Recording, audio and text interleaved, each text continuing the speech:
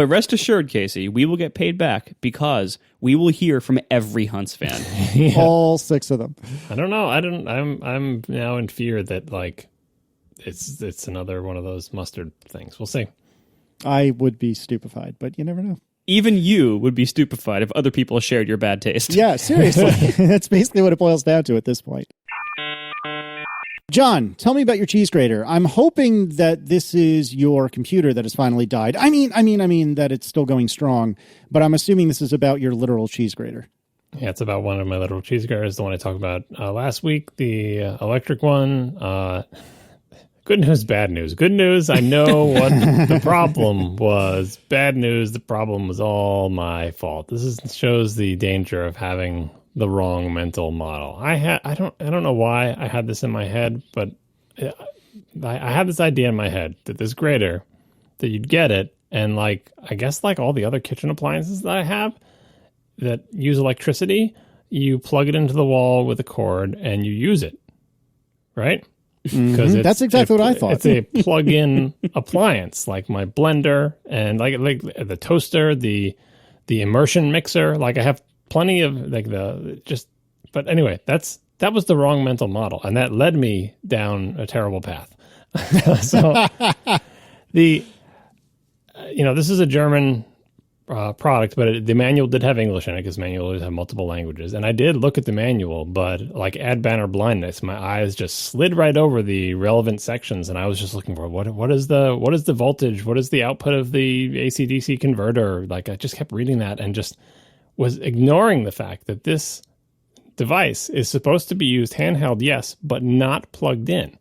It has a rechargeable battery inside it. Now, I saw the thing about rechargeable batteries in the manual, and I kept dismissing it because, for really weird reasons. One, obviously, was the mental model thing. Because, like, yeah, I don't care about battery. I'm not using a battery powered. I'm using it plugged in. I don't need a battery for it. I don't need it to be usable on the go. I just, plugged in is fine. And the second thing is the battery was nickel metal hydride or whatever it is, and NIMH, right? And I associate that chemistry with those little rechargeable, like AA or AAA cells that you can get, right? Because back when there was NiCads before that, which were terrible. NiCads were gross. Yeah. And then the nickel, am I getting it right? Nickel metal hydride something? Yeah, NiCad was the one where if any of our listeners were children of the 90s and you had any kind of remote control vehicle and it had the big yellow rectangle that was like 6 AA size cells glued together with like yellow wrap, that's NiCad. Pretty much everything we had that was rechargeable as children in our age group was probably NiCad. Yeah. They had terrible problems. They had like memory effect. They didn't hold that much power. They were a big pain in the butt. They were very finicky. And so when I saw all these references in the manual to nickel metal hydride batteries, I'm like, well, maybe there's a place where you can put in a rechargeable battery, or maybe it's telling you this would be the equivalent, but I don't want to put in a bunch of little, AA looking cells in there. I'm just going to use it plugged in. And I just was completely ignoring the fact that it's telling me this is not, it's a rechargeable device. So the sole purpose of the thing that you plug into it is to charge the battery, which explains all the behavior I was seeing. I got out of the box and I plugged it in and I tried running it and it just ran for just turned a little bit and then died because it was dead. The batteries were dead in the box, even though it says, it comes out of the box with a charge after I went back to the menu. But obviously that's not true. It comes out of the box with no charge. And plugging it in, it doesn't immediately charge it. And it's not like a pass-through effect where like on a laptop where even if the battery is dead, once you get past a certain point, you can just use it powered. That's not how this device works at all. In fact, the manual tells you that you shouldn't use it plugged in, although it's not clear whether they're just telling you that just because it helps them avoid liability to say, look, we told you not to use it plugged in because that's dangerous. Who knows? But anyway, they tell you not to use it plugged in, and you do have to charge it. Unfortunately, by the time I had figured this out, I had already gone through the procedure I described last show where I tried different adapters and they didn't do anything and it would only move like a little bit, which in retrospect is like the longer I would pause scratching my head between trying it, the more charge would fill the battery, right? And then it would move like a little bit more. But remember, I got the third-party adapter and I cranked up the voltage and eventually fried the batteries inside there. So I did actually let it charge overnight to see how much charge I can get into the batteries, and the answer is about 10 to 15 seconds. So after an entire night charging, I unplugged it from the charger, picked it up, pulled the little trigger, and I went whir, whir, whir for like 15, 20 seconds, then petered out. So I killed the batteries. This is a rechargeable battery device, and the batteries are dead because I killed them. And the other bit of good news, the good news is I figured out what the problem is. The other bit of good news is that reading more of the reviews of these type of devices, everybody hates them. Like, it's for the purpose that I want it. They're like, this is great if you just want to like grate some cheese onto your dish that you're eating right now. But if you want to grate a whole bunch of cheese, which is exactly what I want to do, I want to like do it batch mode, right? Just let me do a whole bunch up front. It's terrible for that because you have to, it's the mechanical disadvantage design where the lever is working against you and you have to sort of hold pressure on this thing for a really long time as that thing slowly whirs and your hand gets tired from pressing because it's, it's not inefficient. So anyway, I've kind of given up on all these electric models now that I've learned my lesson for frying this one and learned that in general people don't like these for the purpose that I want them. And so I started looking again at the industrial ones. I found an industrial one for the low price of $300, and I started thinking about it. But oh my God. But it makes it looks really cool, but it's a Whole Foods problem. It grates the stuff to look exactly like it comes from Whole Foods, and I don't want it graded the way it comes from Whole Foods. That's too fine for me. So I'm just back to my mechanical ones, and I'm back to babying them. And when all my mechanical ones die, I suppose I'll try to build some kind of Frankenstein monster out of the parts of them. That's amazing. On the one side, and I feel like I've made this speech 100 times, but I do understand and admire how particular you are about the things and the tools in which you use. But most of me is so thankful that I just don't care that much. And I'm so glad that I don't have to stress about these sorts of things. But you do. It's just that you have things that you're used to in your life, whatever they may be, a brand of ketchup. Say someone replaced your ketchup. I'm assuming it's Heinz because it's always Heinz in this country. But say someone said, no, you're not going to have Heinz anymore. You're going to have a different kind of ketchup. And you'd be like, but I like Heinz. It's like, well, this is ketchup. It's the same thing. And you'd be like, what if Heinz went out of business and all you could get was Hunt's? And it's close, but you'd be like, but I just want Heinz. I'd be like, oh, Casey, you're so particular about your ketchup. It's not. It's just...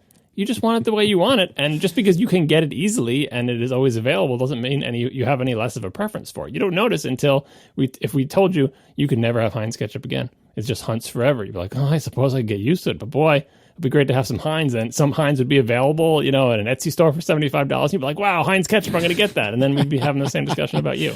For the record, I prefer Hunt's 100% natural ketchup. Thank you very much. What? You're a monster. Oh my God! How? It's the natural stuff. This is the most startling revelation this show has ever revealed. Oh my God! No. What is wrong with you? Oh my God! I thought we'd found the bottom of your bad taste. Every few weeks we discover some new way in which John is incredibly particular and picky, and then that's what my whole point of this thing is. I'm not incredibly particular. It's just that I've been using this one type of way to grate cheese for a long time, and it's the way I like it. And if you told me I can't ever grate it like that again, I get sad, and so I'm looking for alternatives. That's right, it. but then every few weeks we also learn about some new way in which Casey has just terrible taste. His favorite soda, RC Cola. I honestly don't understand why this is so terrible. Why is this so terrible? Just because it doesn't say Heinz on it?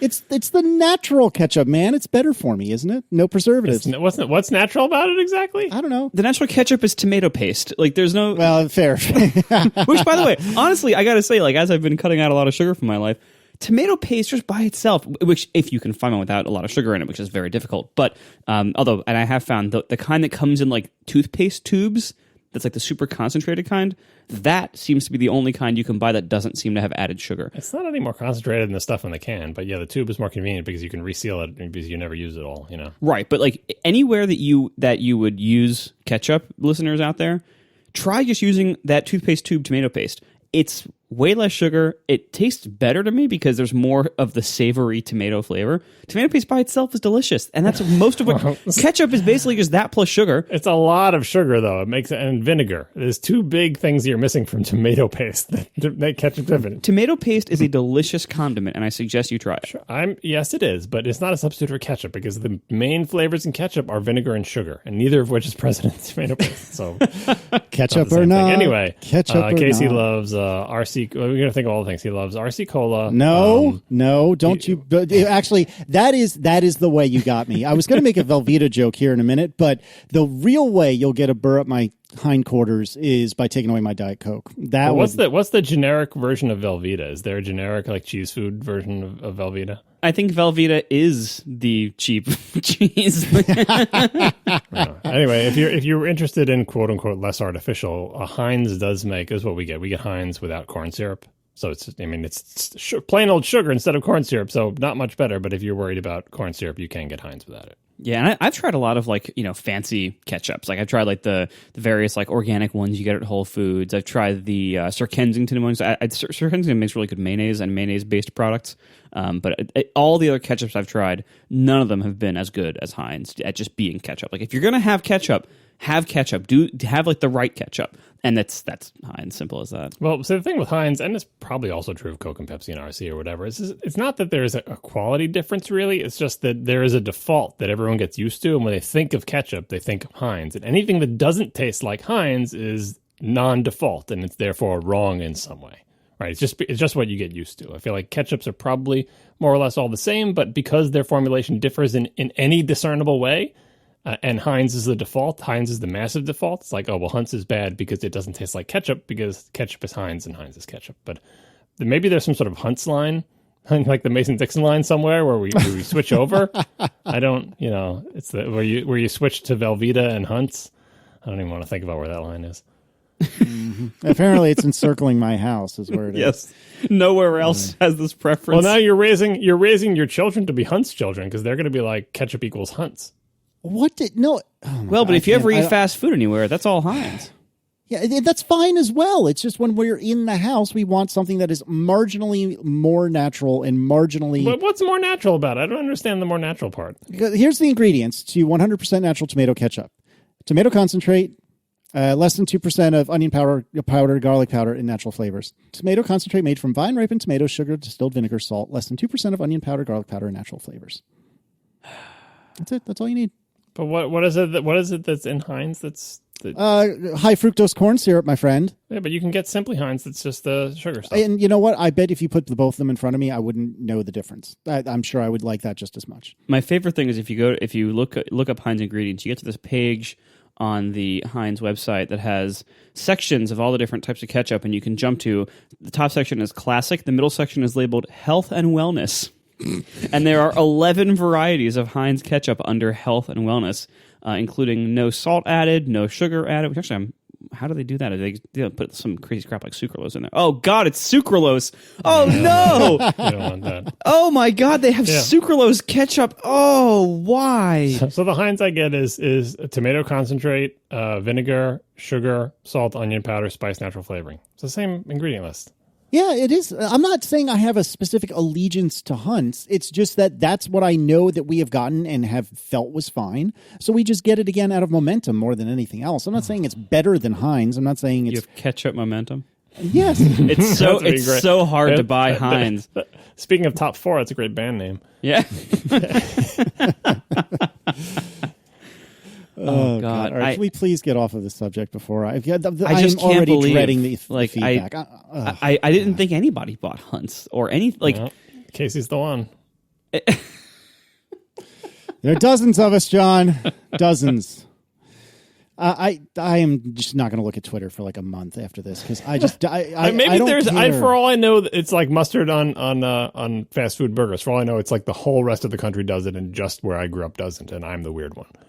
No, I don't think that's true. I think I'm probably the weird one, but I think myself included, I think we're all overblowing my loyalty to to Hunt's over anything else.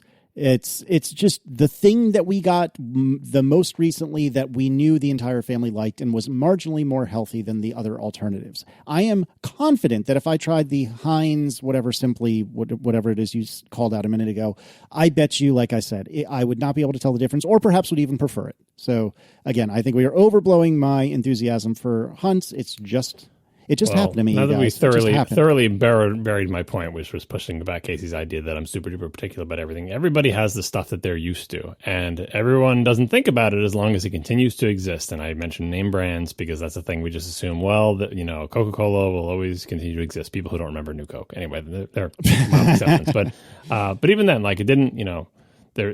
there's some sort of continuity where you get used to stuff. And if suddenly that continuity after like decades, someone says that thing that you're used to in your life, you're not going to be able to have that anymore. You would seek alternatives, not because you're super picky about it, but just because it seems like, well, I've found a thing that I like, and there is not I'm not choosing to get rid of it for like health reasons or some other reason. It's being taken from me. Yeah, so but that's not your problem, though. It is. The No. way my cheese is graded is being taken from me. It's like, well, how about we grade it slightly differently? It's like, well, that way has always been available to me. Example, I could buy it from Whole Foods, and I don't like that way as much as my way, which is why I continue to do it my way. So, see, but that's the thing is for me. Let's take the ketchup example. If you subbed another approximately equivalent ketchup to this one, I wouldn't care or notice. Well, then pick Velveeta.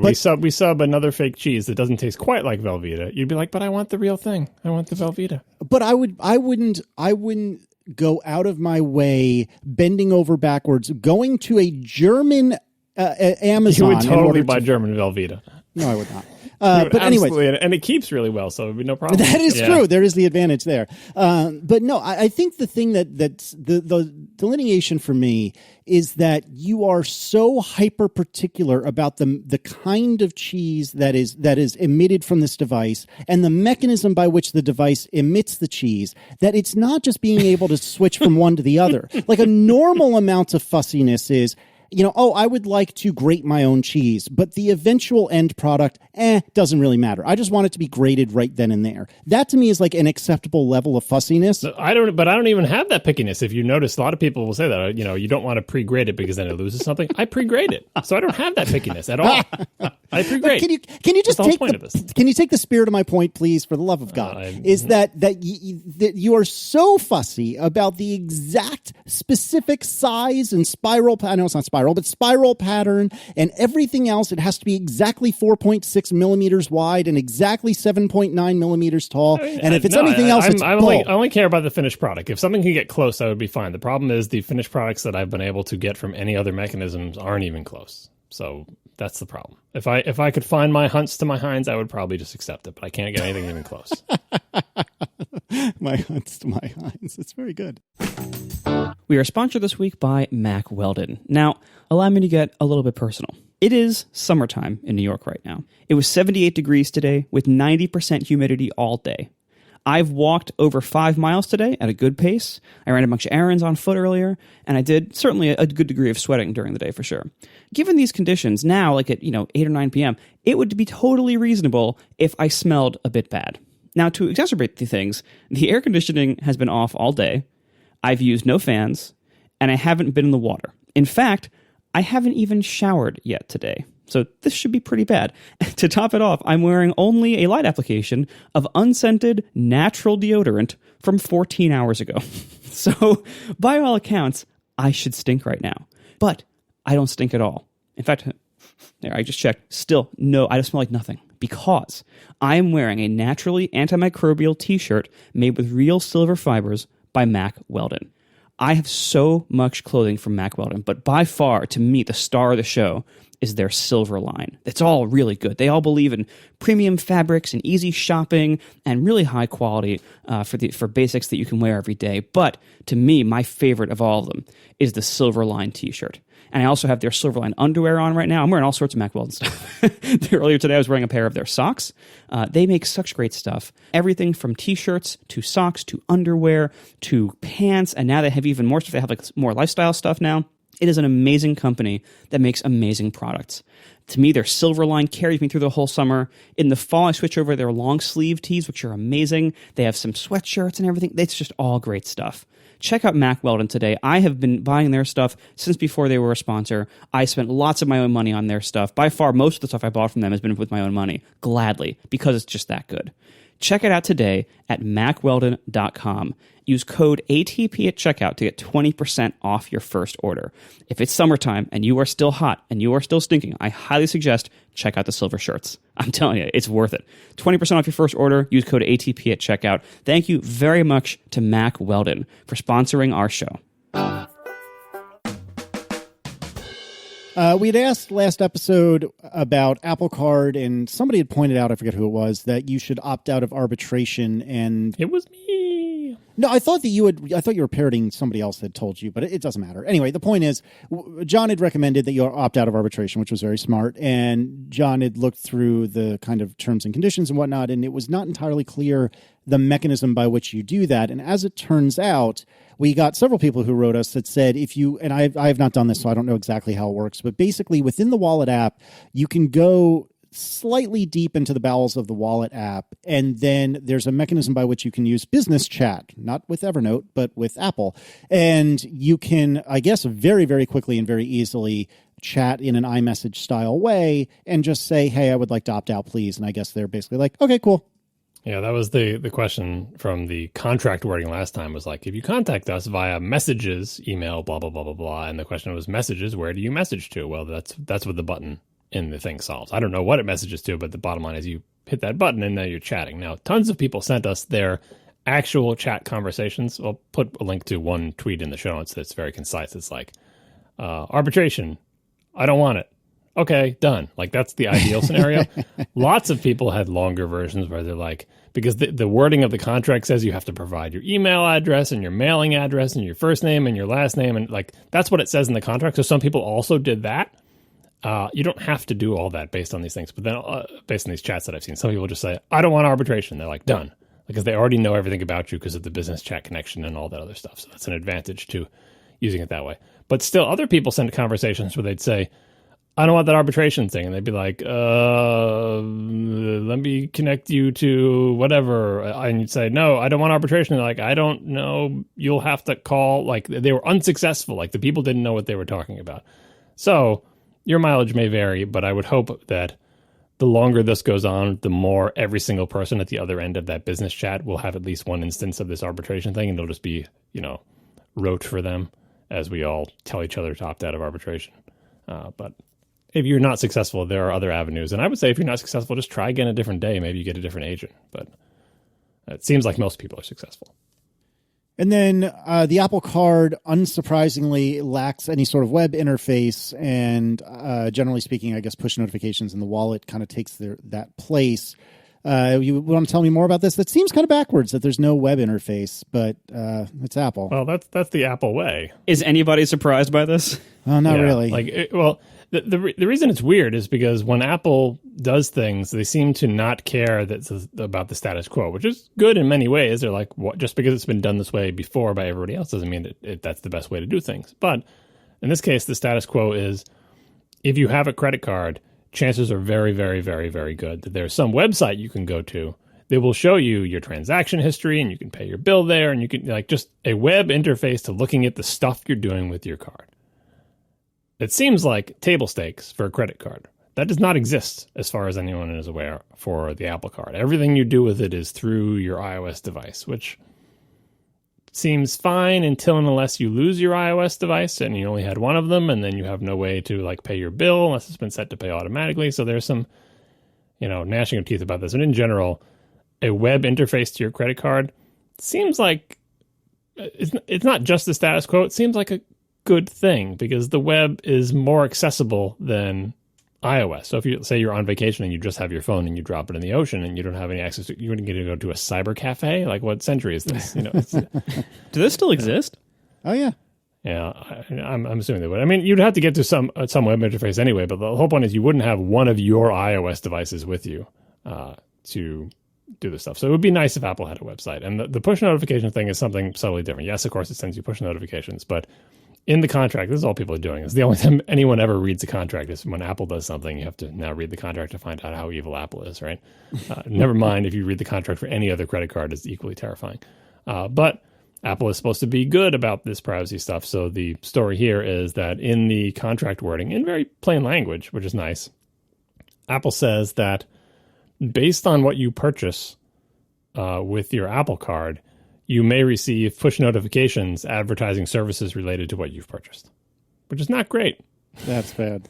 I really hope that this is some kind of boilerplate that somebody had the guts to put in there, but that they just never use. They're going to use it. That's the thing. Like, Apple has shown over the last few years that they have very little regard for badgering the user with promotional messages. Like, they just don't care. The App Store does it. Apple Music is relentless about it. Apple has shown that they will badger people with annoying spam push notifications to sign up for more Apple services and make Apple more money.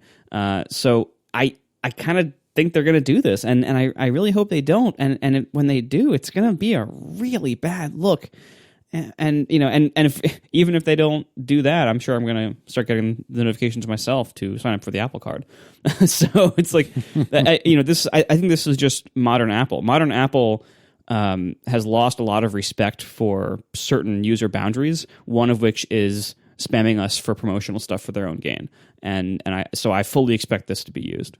Yeah, no, the reason I totally think it's going to be used is because, like, so there's a difference in between what you're describing, which is like respect for the user's attention and time or whatever, and privacy. And Apple touts how they address privacy in this feature, and they do in a good way. Which is like, well, they spam everyone equally. Yeah, exactly. So like the idea is like, well, I don't want them tracking my purchases and sending me the example they give is like if you buy like a ticket somewhere on an airline, they'll send you travel related spam push notifications, right? But they don't, like, because they want to de-identify and make sure everything is all private. That information about what your purchases were doesn't leave your device. So it's like, well, how do they know who to send what messages to? Well, they send push notifications for everything to everyone. And then on your device, once it arrives on your device, the device looks up in your transaction history that is only on your device. Hey, has this person made any travel purchases? If so, show them this promotional message, spam, whatever. But if it's like something for promoting dog food and you haven't purchased any dog food, it won't show you. But that decision is made on your device. So it's wasteful of bandwidth, but it preserves your anonymity. But the bottom line is that's not what we all have a problem with. It's not like, oh, I'm worried about what my purchases are, because Goldman Sachs does know what your purchases are because they have your transaction history, right? So somebody knows.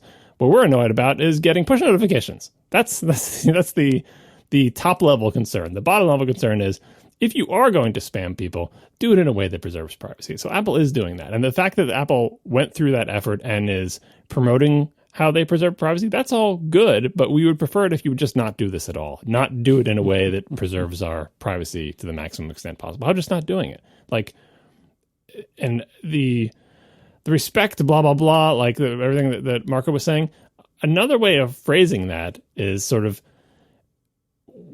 part of the reason we buy Apple stuff and pay lots of money for it is we hope to get a better experience out of it. So the Apple Card, I think lots of people would be willing to, for it to be a premium experience, you should get less of this. Like, we would expect this from a regular credit card, but this is going to be a premium Apple credit card. In general, when you spend more money, you expect to be respected more. There are counterexamples, obviously. As you spend more money donating to political campaigns, you get way more spam. So there are counterexamples. But with a credit card, you would think the fancier the credit card, the less junky spam you get. And so Apple Card is still, if you're trying to rank it where it is on the snooty rich people cards versus the regular peon person cards, Apple Card seems much more like a regular peon person card because they are doing all the regular peon card stuff. Yeah, and you guys, neither of you have signed up for one yet, is that correct? I still want to. I would like to be invited. Now that I've complained about it, Apple, where's my invitation? I did some math the other day of like, if I get my 2% back on Apple Pay transactions, and if I get my 3% back on Mac purchases and stuff from Apple, like how much money am I actually going to be saving every year compared to the credit cards I already have now that give me 1.5% or 2% back on everything. The difference this would actually make in my life would be something like $100 a year. And I don't know that it's worth having an entire separate credit account for that little of gain. Mm-hmm.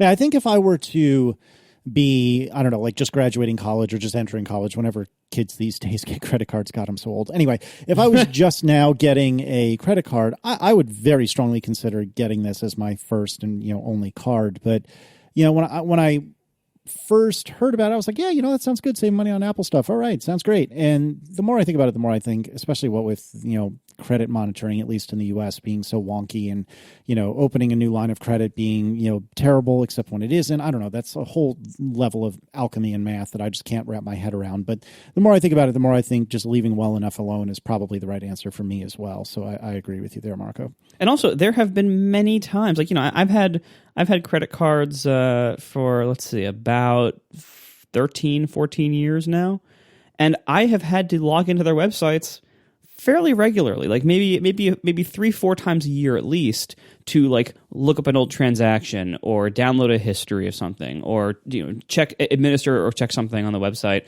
or something like that. Like it is frequently useful to do that, and so to not have any way to do that for the Apple Card, yeah, I know you can look at the phone, I know you can look up stuff there, but it's always going to be more limited, as John mentioned, like accessibility, and not only that, but just like being able to like export everything as like a CSV or something. Like these are common functions. Or copy and paste the text. How about that? Yeah, right. Like these are very or hit Command F on a page and jump down really fast. Like these are very common things that people with credit cards do on the credit card websites, and to not be able to do that for the Apple Card at all, that's a pretty glaring shortcoming. And so I'm sure over time they will probably, God, I hope they will probably add something like this. But I think the lack of this is it's just a bigger annoyance than I think many people might assume if they haven't had it yet. Yeah, that's Apple for you. They're great, except when they're not. You had talked last episode, Marco, about how you had created your own kind of like streaming API to handle Overcast requests. And several people wrote in with a bunch of different options. I think it was you that called out one in particular. Do you want to tell us about this? Yeah, so I didn't actually. John probably did. Oh, fair enough. It's always me. Yeah, it's always John. Yeah, so my problem was trying to stream in JSON object by object at the top level. That way I wouldn't have to, on the client side, load the entire JSON object and decode it before I processed like the sub-objects one by one from like large sync operations. And so my solution was to send out little blobs that were a binary 32-bit integer that specified the size of the blob to follow. And then the blob to follow would just be a JSON string. So it would say, like, basically, read 100 bytes. And then I'd read the 100 bytes. After that was another 32-bit binary integer telling me the size of the next blob until we ran out. Many people wrote in to tell us about new line separated JSON, which is apparently a thing. I think it's called ND JSON. There's some issues with that. It's more complex to read that, because when you have new line separated JSON, you have to ensure that the JSON you're generating will never contain new lines. And if you have any kind of pretty printing turned on for debugging or anything, that might happen. Or if you have to basically like verify all the libraries that you're using, and all the settings that you're always going to use will never have a new line. And it's kind of annoying. And you also have to like read ahead so you have to like scan the whole string until you see the new line, and then parse that. So it's a little more complicated. So that's where I like my solution better. And so John apparently wrote in to to say that there's also something on the Wikipedia page for JSON streaming called length prefixed JSON, which is almost what I'm doing. The difference with length prefixed JSON is that they are using the like character, ASCII representation of the number to describe the size. So it actually has like the number in ASCII 18 in the example, and then 18 characters of JSON, and then the number 55, and then 55 characters of JSON.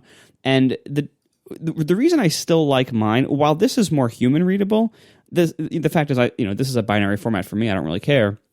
And mine is, you don't have to do any reading of numbers in ASCII and then converting, and you also always know how many bytes to read. So the code to decode on the decoding side, like in Objective-C or Swift, or whatever, the code to read that is super simple. It's like read 32-bit big endian integer.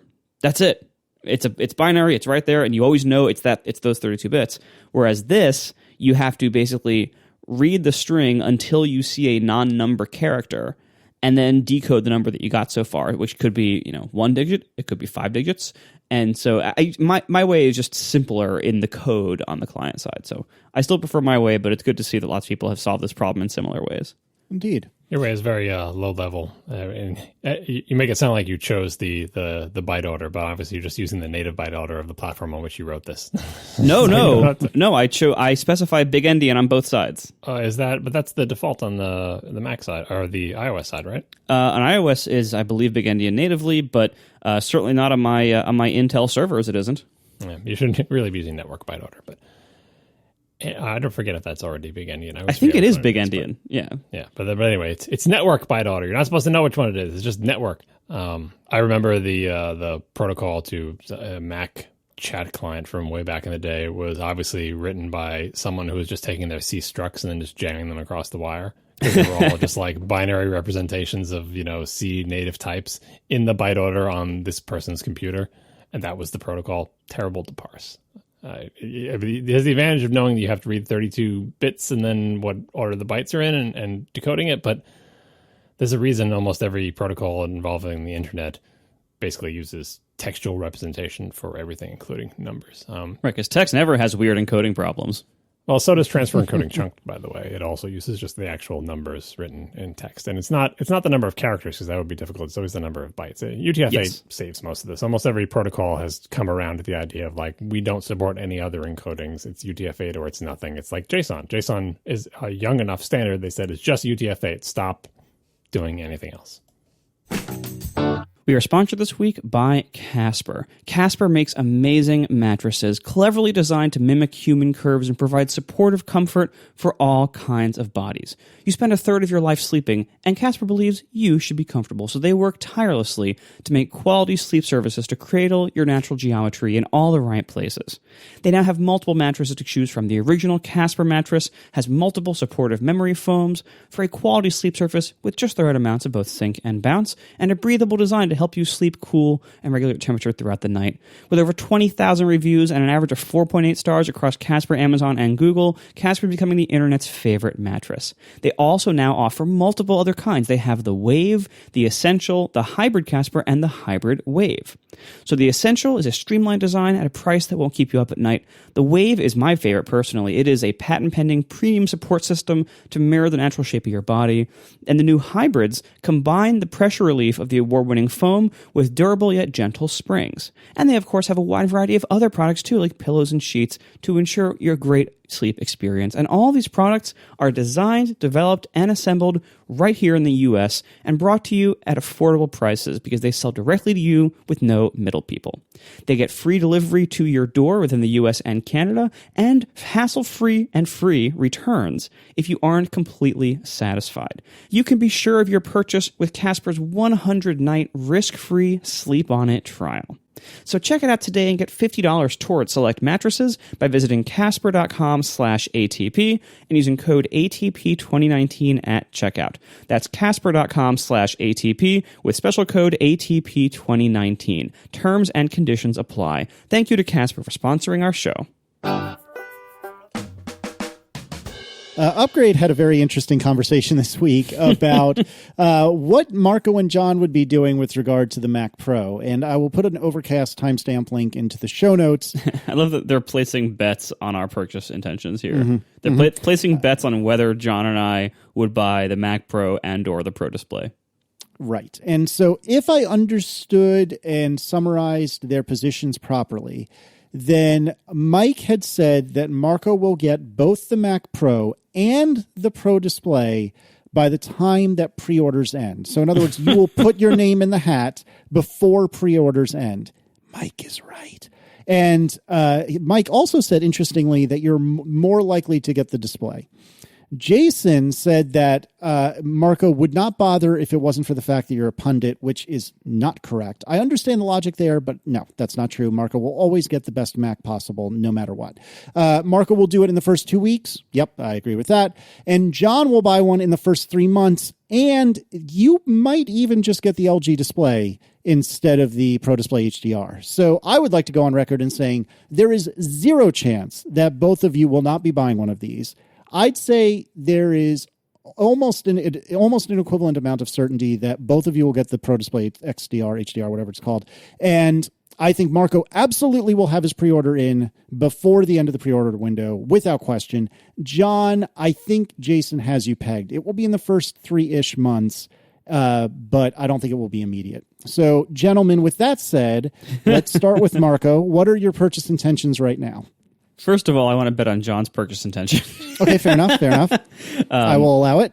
I think Jason had a lot of good points about John, being practical and, caring about the cost of the Pro Display and everything. However, I think if you look at what kind of outcome can John stomach, the LG display or spending too much for the Apple display, I think it's no contest. I think he's going to grumble and grumble, but he's going to get the Pro Display. Agreed. I think there's no way John gets the LG.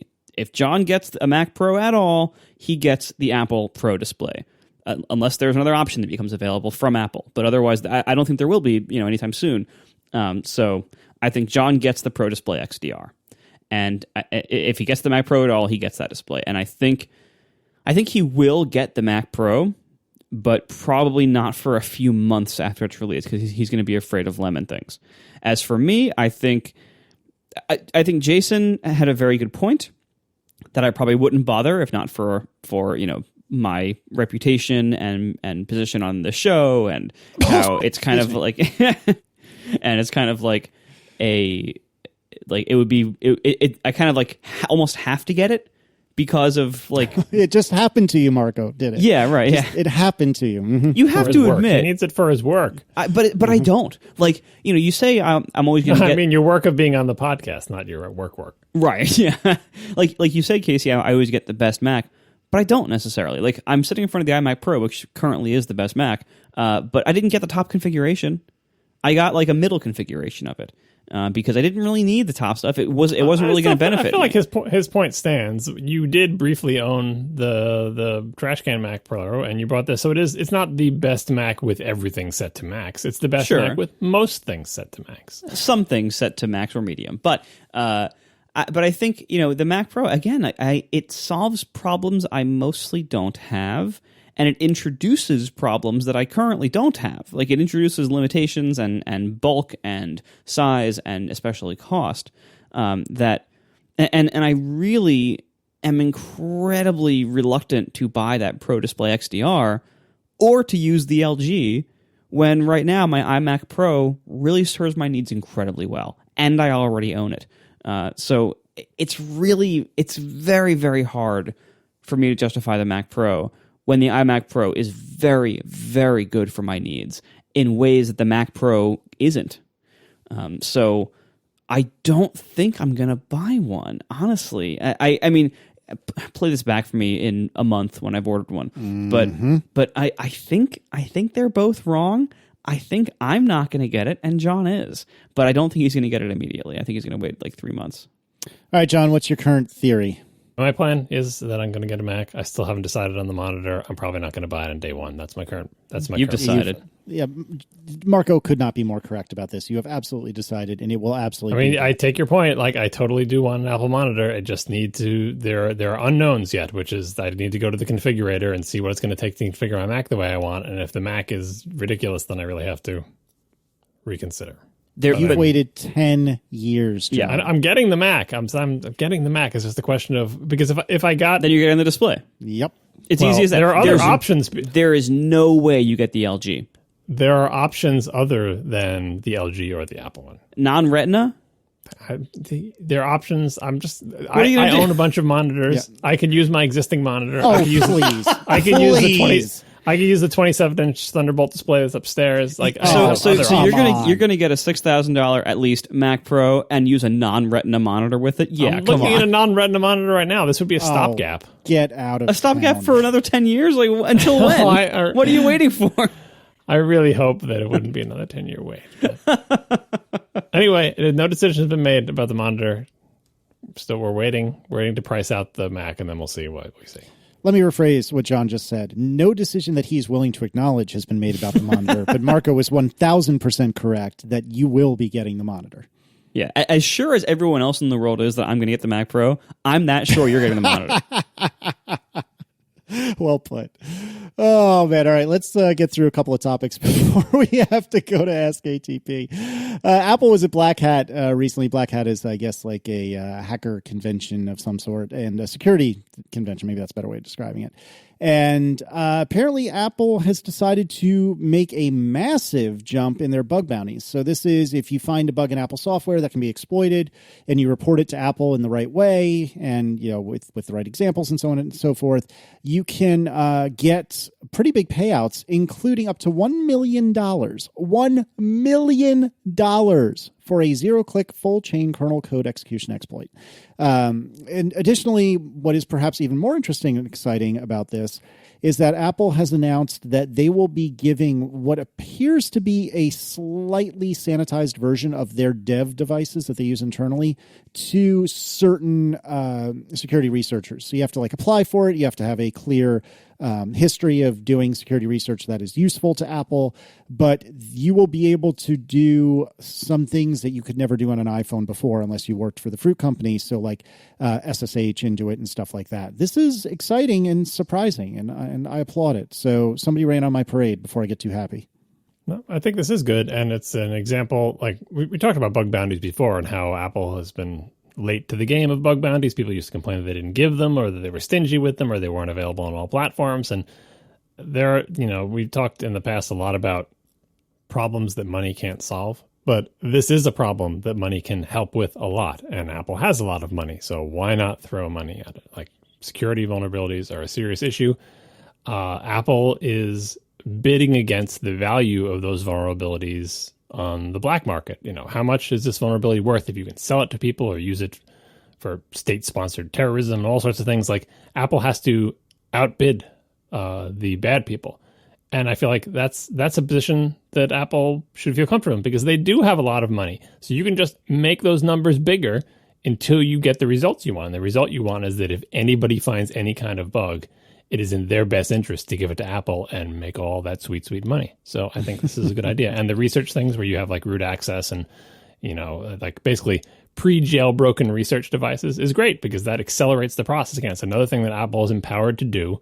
It's not, it's not a big deal. It doesn't change the face of anything. It doesn't mean that we're all going to be able to sideload on our phones, because these are special research kits given to specially vetted people, but it helps them find vulnerabilities better. So this may not be the most cost-effective economic way to find vulnerabilities, but it may be the best way. And like I said, Apple's got a lot of money, and they're always trying to, make their cash hoard shrink, because it's bad to have tons and tons of cash on the books, because then the shareholders get mad or whatever. So I give this program a thumbs up, and I hope they find lots of new bugs. We got word from Andy Beyer-Bowden that Apple laptops are turning on in new ways now, and apparently in the 2018 era MacBook Pro and MacBook Air, they will turn on when you press any key on the keyboard or press the trackpad, which is new. I mean, I haven't had a touch bar laptop ever, but I can tell you on my Adorable, there is a power button that you have to hit. And the only time this is important to me is when I, once every month or so, will turn the computer full off and take a Mr. Clean Magic Eraser to it to get off all my finger grease from the keyboard and the wrist rest and so on and so forth. And if I were to do that with the computer where it will turn itself on as soon as you hit a key, that is going to be deeply inconvenient. So not a big deal, but a little bit of a bummer, and something I had no idea was the case. Yeah, they've been actually slowly ramping up the number of ways that the computers will turn on in the last few years. I believe starting with the USB-C generation, so the original MacBook in 2015 and all the Pros in 2016, I believe that's when they started that if you just open the lid, they would turn themselves on. And there is, I think there's some kind of NVRAM argument to disable that, but by default that is what it is. Now apparently the 2019 models are such that just brushing against a key turns it on. And I think I can figure out why, because in both cases, if you look at the modern laptops, there's no visible power button on most of them. Anything with a touch bar or Touch ID, you can't see a power button. The power button is the Touch ID sensor, but it's a blank black square with no markings on it. So you kind of have to know that's the power button. And I think most people just don't know that. And Apple probably got tired of support calls and everything from people saying my computer won't turn on or where's the power button, because they couldn't find it. So my guess is this is directly in response to them having a totally undiscoverable power button, which is its own problem. But just being able to hit any key to wake it up from a power off state, which is the same way you'd wake it up from a sleep state, is a fairly elegant solution to their design flaw. I mean, arguably what they're shooting for, and they've done this in the past to much lesser degrees of success, is like on the Mac, where they would like you to not be so worried about the distinction between running and non-running applications. In iOS, they're much better about that. The distinction is so incredibly blurred that most people don't even know, and they just swipe upwards on all these little pictures of applications that are not running, but that's a separate conversation. But on the Mac, in somewhere like dock preferences or whatever, you can decide not to show the little indicator dots below running applications, because in Apple's idealized world, as of several years ago, applications should resume exactly where they left off, and it shouldn't matter to you whether they're running or not. You should just click on them when you want to use them, and then ignore them when you don't want to use them anymore, and then, automatic termination should handle them. Like they want to make it more like iOS, right? So the hardware equivalent of this is, I would like to not have a distinction between a computer that is turned off and a computer that's just asleep, because it should boot right back to where it left off if all the defaults are set. And things might take longer, but basically the computer should always be in the middle of doing whatever it's doing. And whether it's asleep or off, or whether the app is launched or not launched, it should all be the same.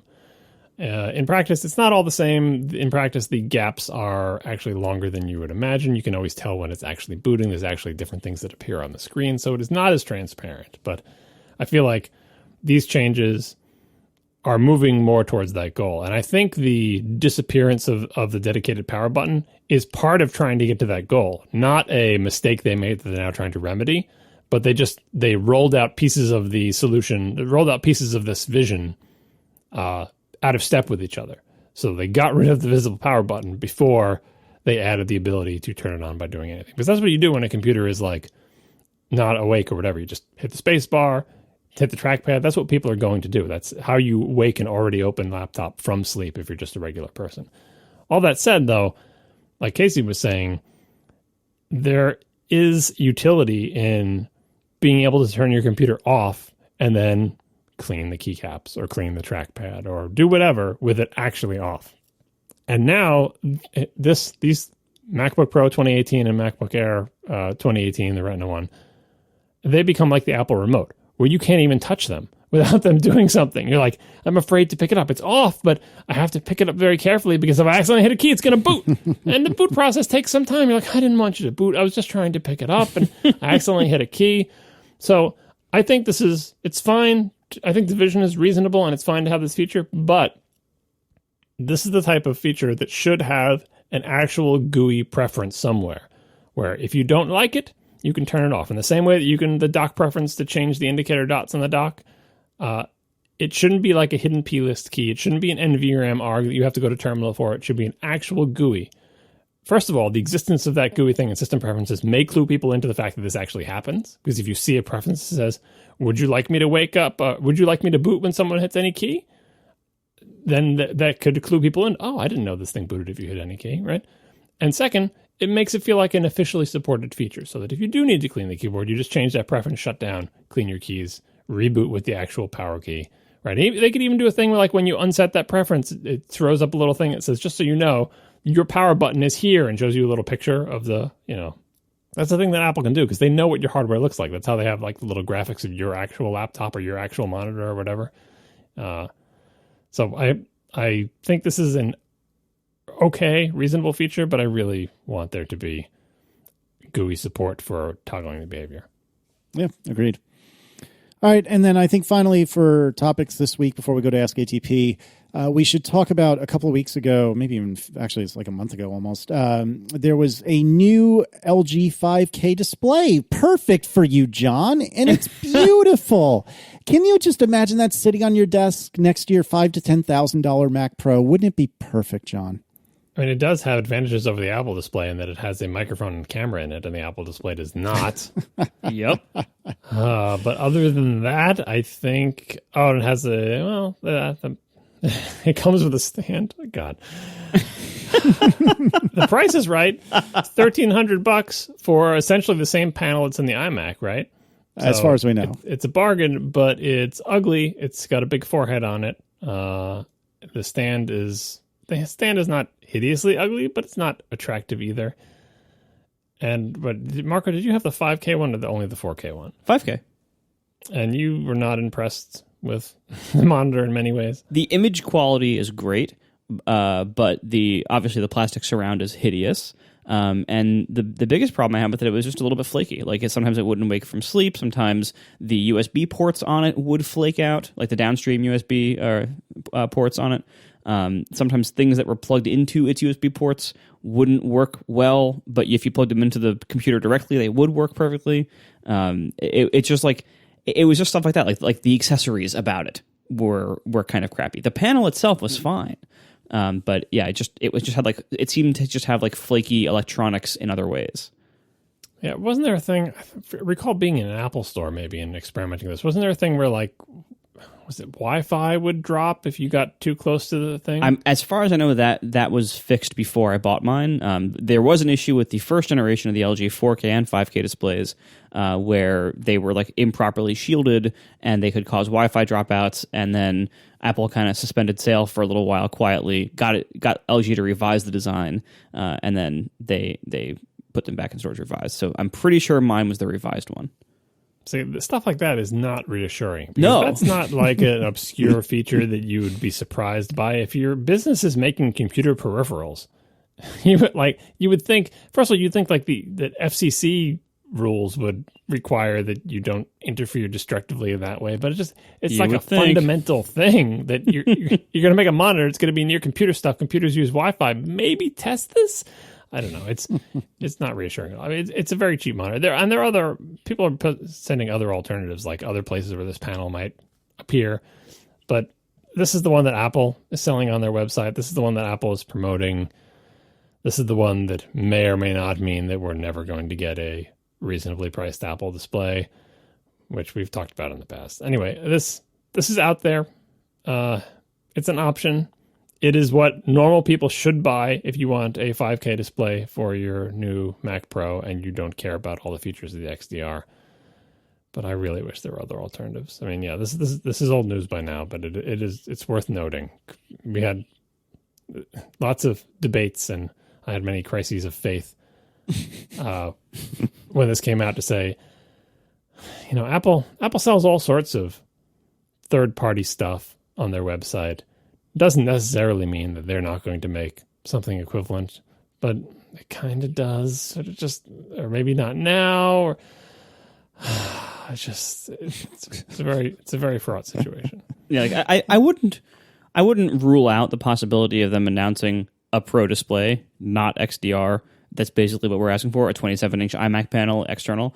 I wouldn't rule that out, but it just seems very unlikely for that to be announced this fall.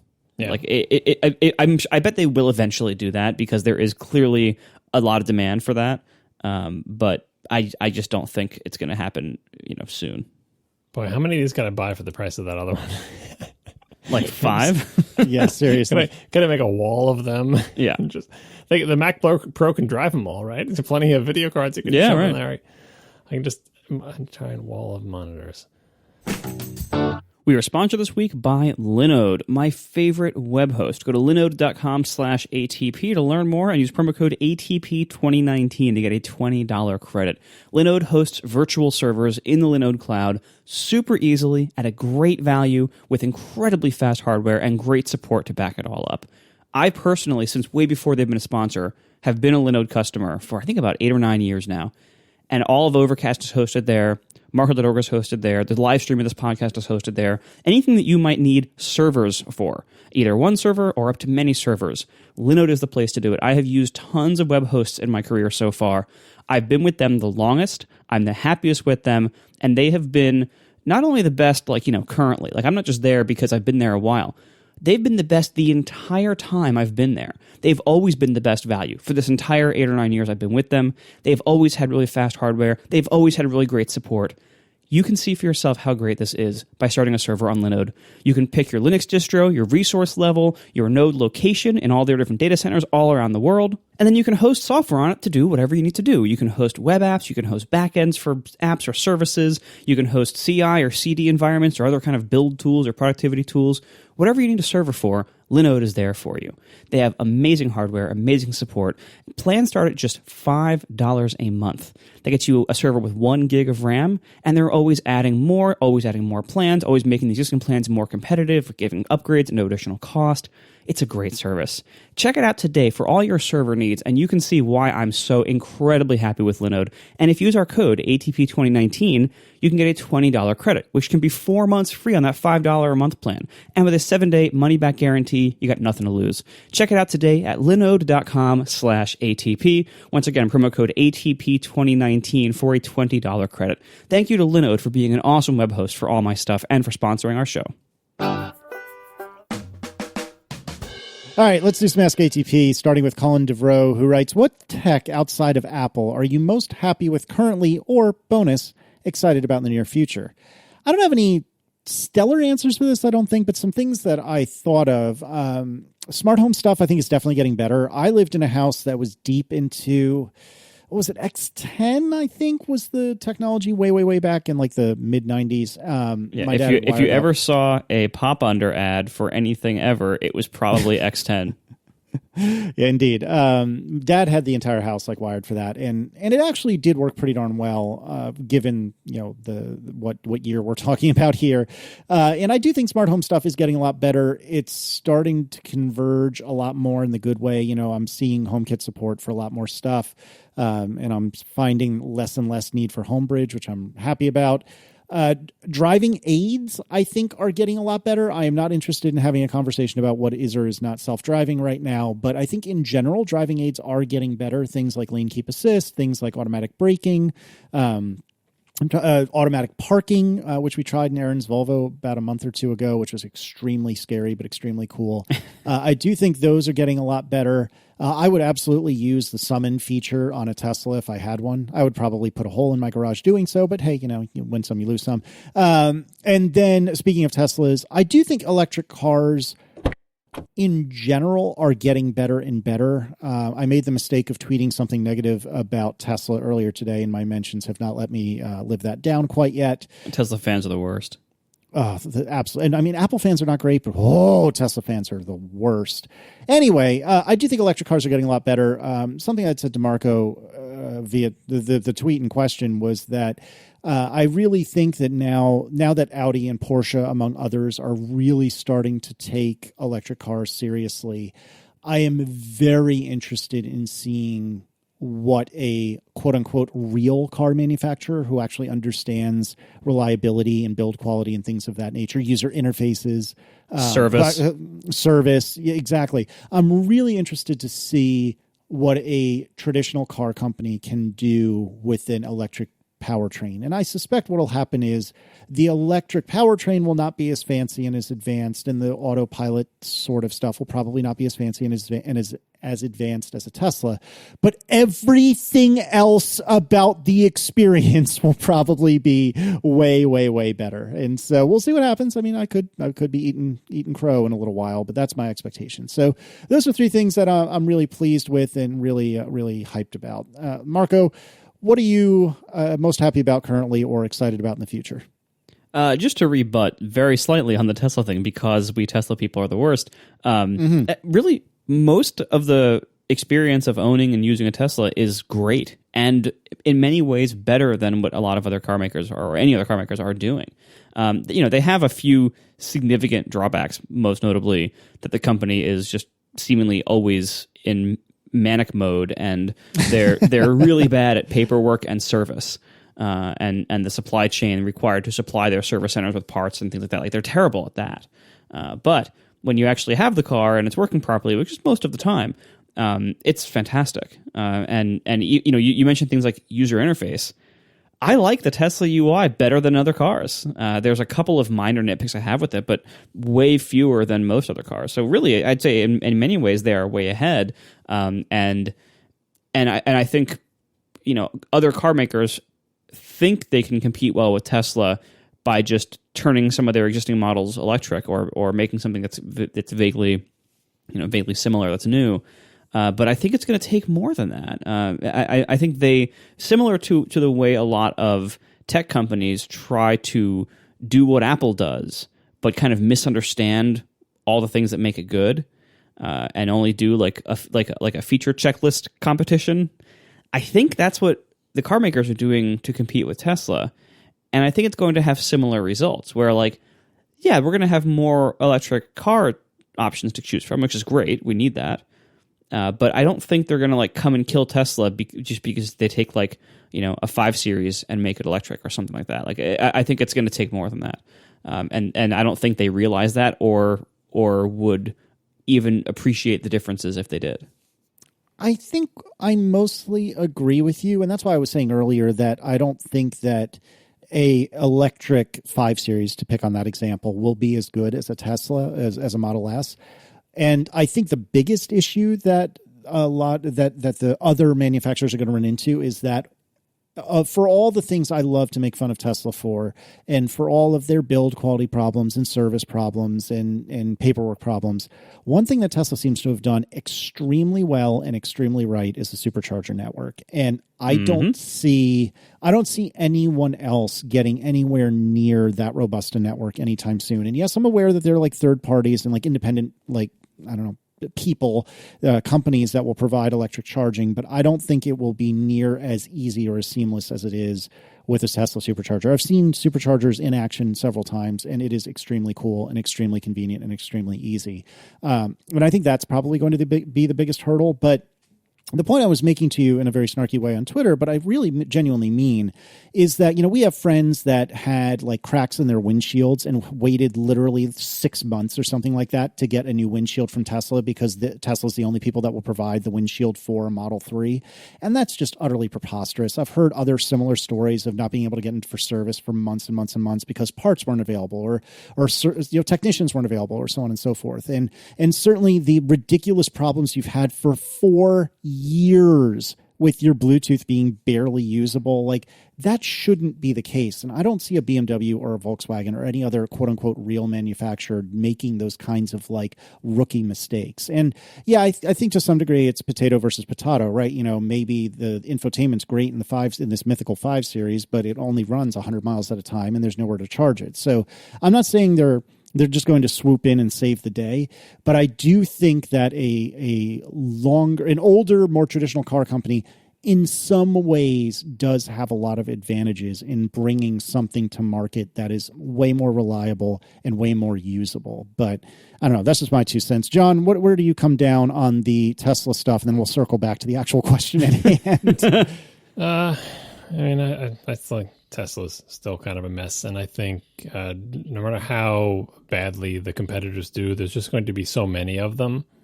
And their approach is going to be so much less company destroying, I feel like, than Tesla's, because they have existing businesses that they're easing their way into, that it's going to be difficult for Tesla to remain independent and thriving in this environment. Because who knows how long this will actually take, but there's lots of models coming out now. And the car companies, I think the Volkswagen was saying no more internal combustion engine cars after 2025. And that date keeps moving around a little bit, but in general, I think it's moving closer to the present rather than farther away. It's not like they're thinking of making a couple of electric models. These companies are slowly but surely going all in to basically be electric car companies. So there's just going to be so many cars. Some of them, like internal combustion cars, some of them will be good and some of them will be bad. It's going to be so that will.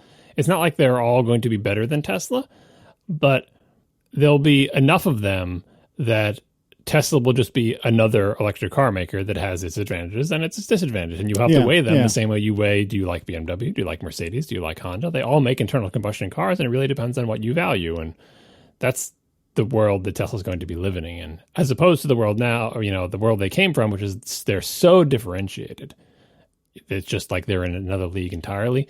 Their differentiation is going to be shrinking. Now, they may still be the best at many things, and people may prefer them, assuming they're still in business by then, which is a separate issue. But put it this way, the competitive landscape is getting harder for them not easier. And I think that, to Marco's point, the part that is most undervalued about what Tesla does is their lack of respect for orthodoxy. Because all the other car makers, like their respect for orthodoxy is their strength, because they're going to make cars that work and can be repaired and are reliable and work in cold weather and can be used repeatedly without overheating and like all the stuff that just car makers make.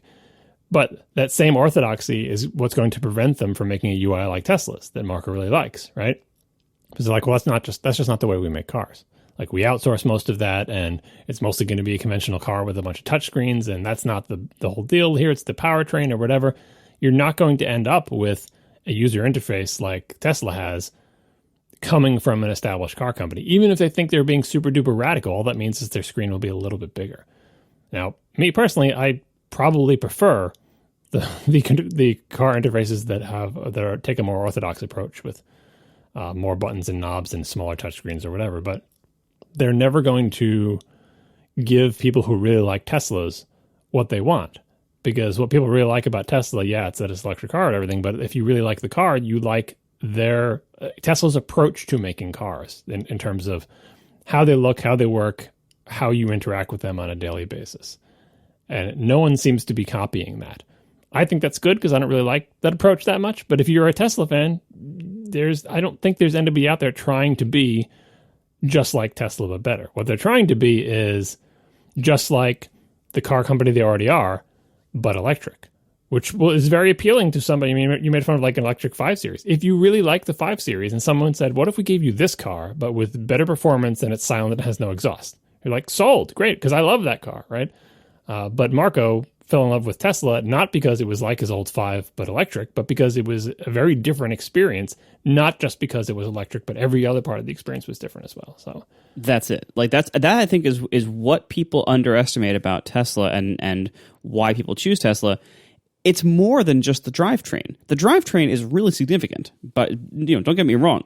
The drivetrain is awesome, and that's a huge reason why people buy Teslas. But also, one of the reasons why people like Teslas, especially after owning them, is all the other details, all the other niceties, all the other practicalities. Like, I haven't had a Model 3, so I can't speak to it, but like the Model S is a fantastic car. I don't see a lot of people coming in and competing well with the Model S on anything except price. I think on price, there's huge room to compete, and that's going to be a huge market. But and that's honestly going to be challenging for the other car makers, because batteries are very expensive, and they're going to be expensive for them too. They're expensive for Tesla, and they're going to be expensive for them, so possibly more expensive for them. It's going to be hard to compete on price, maybe, but that is where a lot of the competition is going to happen that will actually succeed. What most car makers, I think, don't realize, and what even a lot of drivers and the press don't realize if they haven't owned a Tesla, is that just turning other cars into electric vehicles, while that is nice and while that needs to happen for lots of reasons, that's not going to be that much of a competitor to Tesla necessarily, because Tesla's really nice in a lot of other ways. And like, if you are not willing to be as forward-thinking and aggressive as Tesla in certain ways, like with the controls or the shapes of the cars or the styles or like the way your cargo goes in and what it holds, how it can be configured, all the stuff that makes Teslas nice, the remote control stuff from the app, the giant touch screen, all that stuff, and like the problems I have with it, like Casey, you mentioned like my Bluetooth stack was barely usable. That's not true. My Bluetooth stack works fine. It just lacks key features, and it doesn't have CarPlay. Those are not insignificant. Ultimately, I think the lack of CarPlay or Android Auto, they support neither of them, I think that will hurt them more than almost anything else any car company could do to them. Because once people get accustomed to having CarPlay, they really don't want to go back to not having it. And there's no way with a Tesla to add it later. So that, I think, like their incredible stubbornness to not adopt CarPlay, and at this point it's clearly a choice. It's not like, oh, we haven't gotten to it. Like, it's definitely obviously a choice now. That, I think, will cost them more customers than an electric 5 Series would or anything like that. Because the fact is, like, that's the kind of stuff that will start mattering again. Once everyone has electric drivetrains, it's going to come down to, how nice is the rest of the car then? How nice does it drive? How well does it fit your needs with things like size and space and price and everything else? Like that all that stuff's going to matter. With the exception of not having CarPlay, Tesla really is, they compete very well on all of those fronts, way better than I think most people give them credit for who haven't owned one, because they don't realize that it's about way more than the drivetrain. So when people start competing now on basically just the drivetrain, I think they're going to have a harder time than they think. Well, that's not the only thing that people compete on, though. Like, to be fair to BMW, like, so the set of decisions that Tesla has made appeals to a certain set of people who, like Teslas and maybe own them. Other car companies, particularly BMW, have at various times made equally unorthodox but different decisions about how to make an electric car. Take the stupid i3, right? Very different decisions than Tesla, and it sure isn't a BMW 3 Series made electric. It's just that those decisions apparently were not as appealing as the decisions that Tesla made. It's not a worse car. Some people love the i3, right? But it's a different set of decisions because when you make an electric car, you have so many more options because you don't have the internal combustion engine and all those parts. You can configure it in all sorts of different ways. The decisions that Tesla made fit exactly what Marco was looking for. Huge car, tons of capacity, good for a big family, not an SUV, right? The i3 is a very different set of decisions. You can make it way smaller because you don't have to have all that stuff in it. You can have lots of cargo capacity without a lot of overhangs. It's not really car-shaped anymore, but it's not a van. Or let's take the i8. That's the other one. Yeah, the supercar. A hybrid, right? Another set of decisions, right?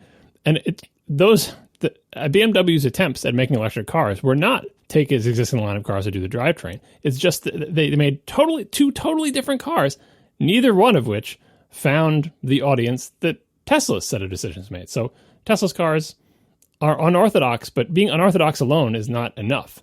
But other car makers are willing to make unorthodox electric cars. Nissan Leaf is an example. Some people love their Nissan Leafs because the set of decisions it makes appeal to them. They don't want a gigantic Model S with all those things. They want a tiny little car that they used to commute, and they would rather have a Nissan Leaf than the Model S, right? So there is room for car companies to make different sets of decisions.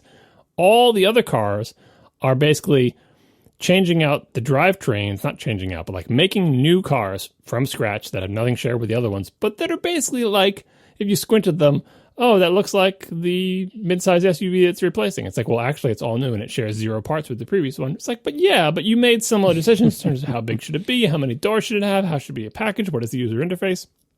And those are good decisions because those car companies already have customers who like all those decisions. They like this size SUV with these features. If you could give them that same thing that has a little bit more cargo room and is a little bit nicer and is totally silent and is electric, that's great for them to make. But car companies are also making different unorthodox bets. It's just that Tesla is pot committed. They don't have any quote unquote normal cars. They only have ones that are made like Teslas. And that set of decisions thus far has been the most popular and unconventional approach to making cars. It could be that some other company comes up with another unorthodox approach to making electric cars that is equally appealing. But in the meantime, merely sort of replacing all the internal combustion engine cars with electric cars that are packaged in similar ways is a smart decision for the rest of the industry, because there are lots of people who like those packaging decisions. Like, as much as we complain about how every single car is some kind of SUV thing, that's what everybody loves. Like, that's what everybody buys. So it's almost like Tesla's kind of, other than the Model X, Tesla is a sideshow until they come up with what is the Model Y, the small SUV? I believe so, yeah. Right? But that's the whole industry now, is those SUVs. So while we sit over here saying how much we love the fact that the Tesla makes a car and it's a great car, everyone else like car schmar. Like, all they care about are these stupid SUVs, and that's what everybody is making. So I feel like the real war is playing out elsewhere, and it could be that most people's taste is kind of conventional, and maybe Tesla fans will remain Tesla fans, but the whole rest of the world, just like, with the internal combustion, the whole rest of the world will just be buying cars that we all find unappealing. Yeah, and more, the other thing that occurs to me, and I'm a little bit ignorant because I've driven Teslas more than most non-owners, but I've not spent an overabundance of time with any Tesla. But the things that I remember thinking were incredibly novel back when the Model S was brand new, things like the big touchscreen, things like autopilot to some degree, and being able to control it with an app, to lock and unlock the car and start the AC and stuff like that.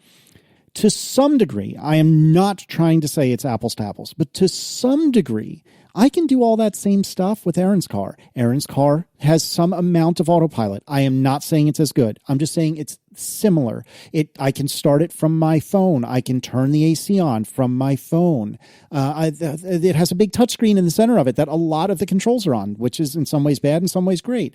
So I think a lot of the novelty behind the Model S, and then the Model 3 just cranked that novelty up even higher because there's nothing but a touchscreen. But a lot of that novelty is not as novel anymore because every other car manufacturer is catching up to those sorts of things. And I think there will, to both of your points, I think there will always be people who just prefer Tesla in the way in which they do things, and that's fine. But I think the novelty of a Tesla, both in terms of being electric in the first place and in terms of having a big touchscreen with which you interact with this stuff, that I think is becoming ever more normal with each passing day. And I think that's going to be hard for Tesla to compete with when you can do so many of these novel things, maybe not as exactly the same, maybe not quite as well, but close enough. You can do all these novel things in quote unquote regular cars. I don't want to make a Windows Mac analogy, but there is a little bit of that in here, and that Windows see, we have all the same stuff as Macs have, but they didn't they didn't really there's more to it than the checklist. There's a commitment, there's a design ethos, there's a sort of cleanliness and simplicity that again, to be clear, I don't particularly like, but people who like Teslas like it. And so even though you will go down the list of things, your Tesla can do that, my car can do that, your Tesla can do that, my car can do that, the experience of being in and living with a Tesla is still materially different. And it's like trying to explain the difference between a Mac and Windows 95 back in 1995. They'd be like, look, it's the same thing, right? It's like, no, it's not the same thing. And the differences are subtle and nuanced enough that it's difficult to explain it, but people who like Macs know that Windows 95 is no substitute, and people that don't care one way or the other are like, I don't understand what you're on about. It's all the same thing, and everyone runs Windows, therefore you suck. So I don't think it's exactly the same thing, but it's close enough. And honestly, I feel like I could explain, think about all the things that you and I, Casey, are not a fan of in the Model 3. The extreme, even Marco would do, the extreme simplicity, the concentrating everything onto a screen.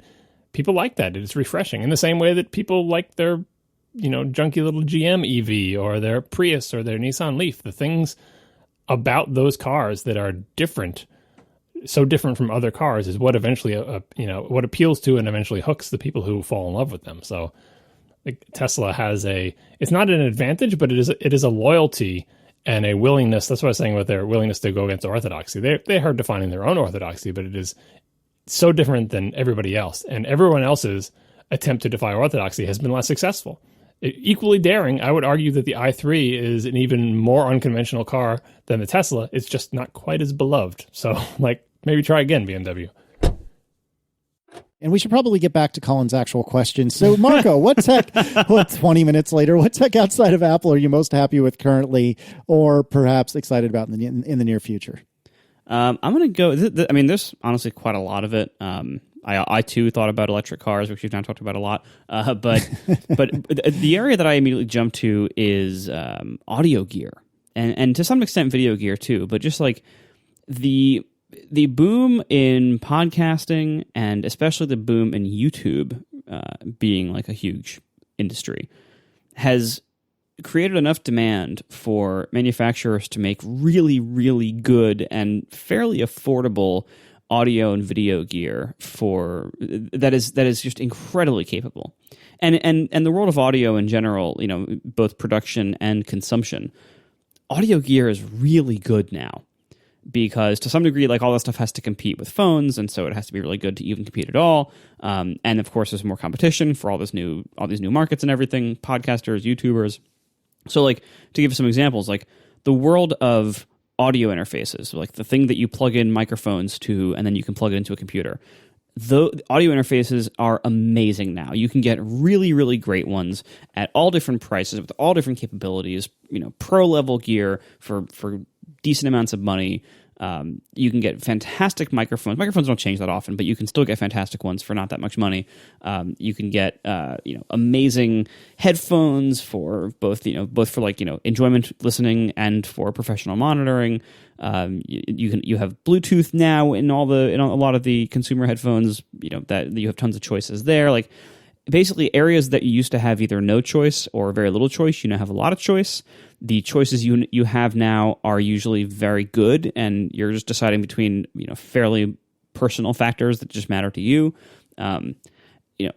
Any kind of production gear is just really, really good these days, and there's lots of great options out there. And there's some crap still to be sure, but like you can get good stuff now at way more accessible prices than you used to be able to, and it's just getting really good. Like one of the things that in particular I'm looking forward to that isn't out yet is the Zoom F6 recorder, which is very, very promising looking as like a 6-input audio recorder that has this amazing property where you don't have to set gain because it records it all as float, and so it can't clip. There's all sorts of amazing stuff like that coming out.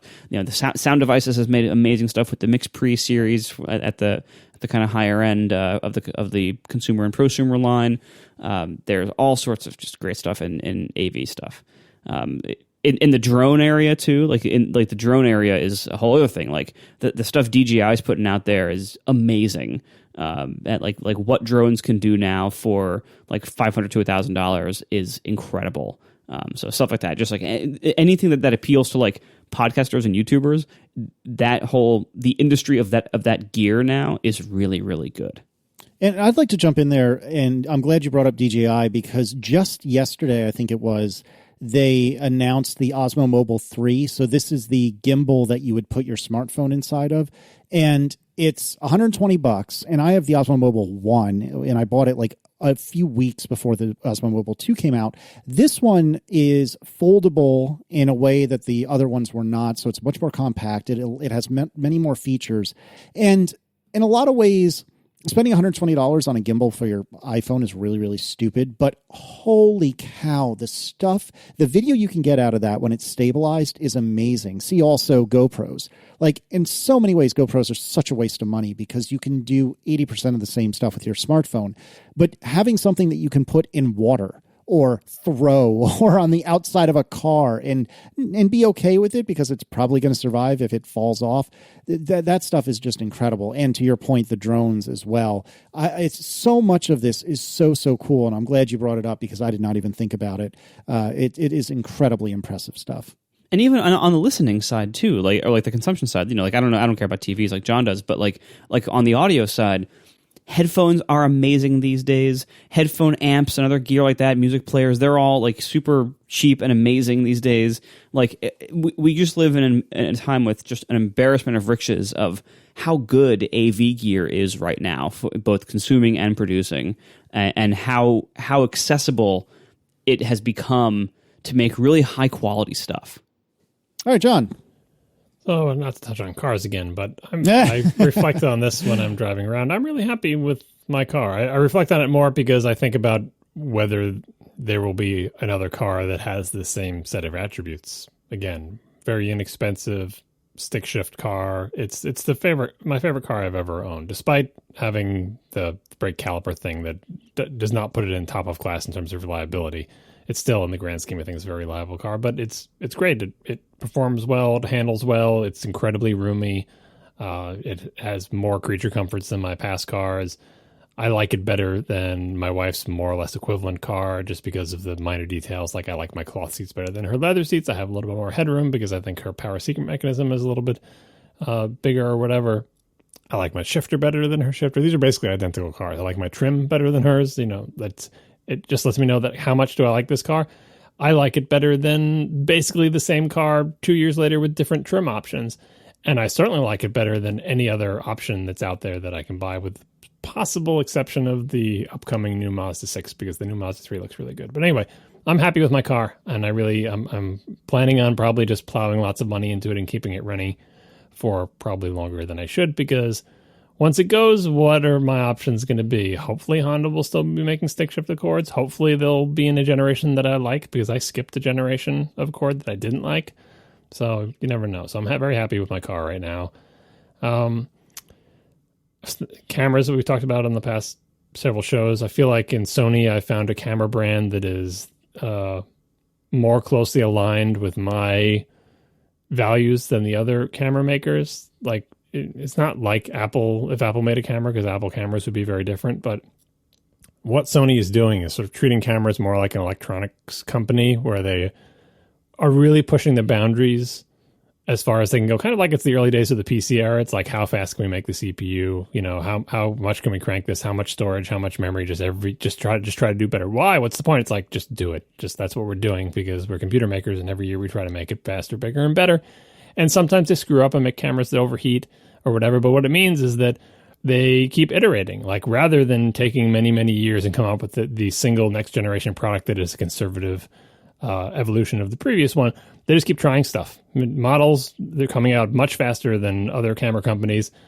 And, you know, they'll upgrade the electronics, they'll upgrade their software, they'll improve. You know, they're doing computational photography, not to the degree that Apple would, certainly, but to a higher degree than their competitors. They're motion tracking, their eye autofocus, you know, they are flexing in the areas that the other camera companies are not. So I'm happy to have found a fancy camera company whose values more closely align to my own than the other more traditional camera companies. And this is just, you know, I've just got the one camera, but I'm thinking of upgrading or whatever. But it does, when I look at the action in the camera industry, like, all I'm interested in is what Sony is doing. I look at what everyone else is doing. I look at the Fuji cameras. I look at the Nikon. I look at the new Nikon mirrorless. Like, I look at Canon. I look at all this stuff. But Sony's kind of my Tesla in terms of matching with my values. Let's see, what else? Future stuff. I'm not going to list TV, because I still feel like, I mean, I don't know. We're very far away from mini LED. OLED still has a bunch of compromises. I saw a review recently, someone reviewing one of those reference monitors that Apple was talking about in its thing, right? $30,000, but it's LCD based. It's not OLED. And the pitch of the review was, if you spend $30,000, you can get a tiny LCD that actually outperforms OLED. And it uses very similar technology to the XDR display, with the multiple layers and, like, basically dynamic backlight gated by essentially another sort of monochrome LCD that controls the show through of the backlight. It's pretty amazing. Granted, it's not TV sized. It's a tiny reference monitor. It's not a 65-inch thing. I think it was like, 20 something or 32 inches or something. It's not for watching TV, but it looks pretty amazing. And it just goes to show, and it's got tons of fans in the back of it, just like Apple's display and everything, but it just goes to show that there is, like, OLED is not the be all end all. You can already see existing technologies that, if you spend horrendous amounts of money, can beat OLED, and out in the future, mini LED that could potentially beat it. So I'm actually going to not list TV. There's a negative answer. And then what else? What else am I happy with in the near future? No, I had something else that I think I've forgotten. That's why I should write these things down. Anyway, we've gone on long enough, but those are my two answers. My current car, thumbs up, and my current and future potential cameras. Tom Tubbs writes, do you use portrait orientation lock on your iPads and iPhones, and how do you deal with watching video? I almost never use it on my iPad. I almost never turn it off on my iPhone. So my iPhone is almost always locked in portrait. Good apps will let you, and I think Plex recently added this as well, will let you optionally force to landscape for video playback. But in the case that an app doesn't support that, I will turn off the rotation lock long enough to watch a video and then usually turn it right back on when I'm done. My iPhone is pretty much always locked to portrait, and iPad is almost never. Marco, how do you handle this? I tried for a while to portrait lock my phone, and never on an iPad. That seems less common of a need. But on the phone, I tried it for a while, and it drove me nuts, because the fact is, like, the reason I want portrait lock is because almost all apps, almost all the time, I want to be locked to portrait. But on the phone, not on the iPad. But there's also a very common set of things that I do on my phone that I want to be able to go to landscape. And those are consuming video and pictures, and taking video and pictures in landscape, which is a pretty common thing, I think. And so whenever I am portrait locked, those things just get in the way too much. So I end up not being portrait locked. Now, the history of iOS rotation on the API side has been very turbulent. They change the rotation APIs like every 2 or 3 years with iOS, and there's always lots of bugs related to it. And it's really hard to make an app that like rotates most of the time, but not all the time. But I think what I ultimately want is I want iOS to have APIs where you can have rotation lock on, but apps can specify certain views or certain modes that they will rotate anyway, even defeating rotation lock.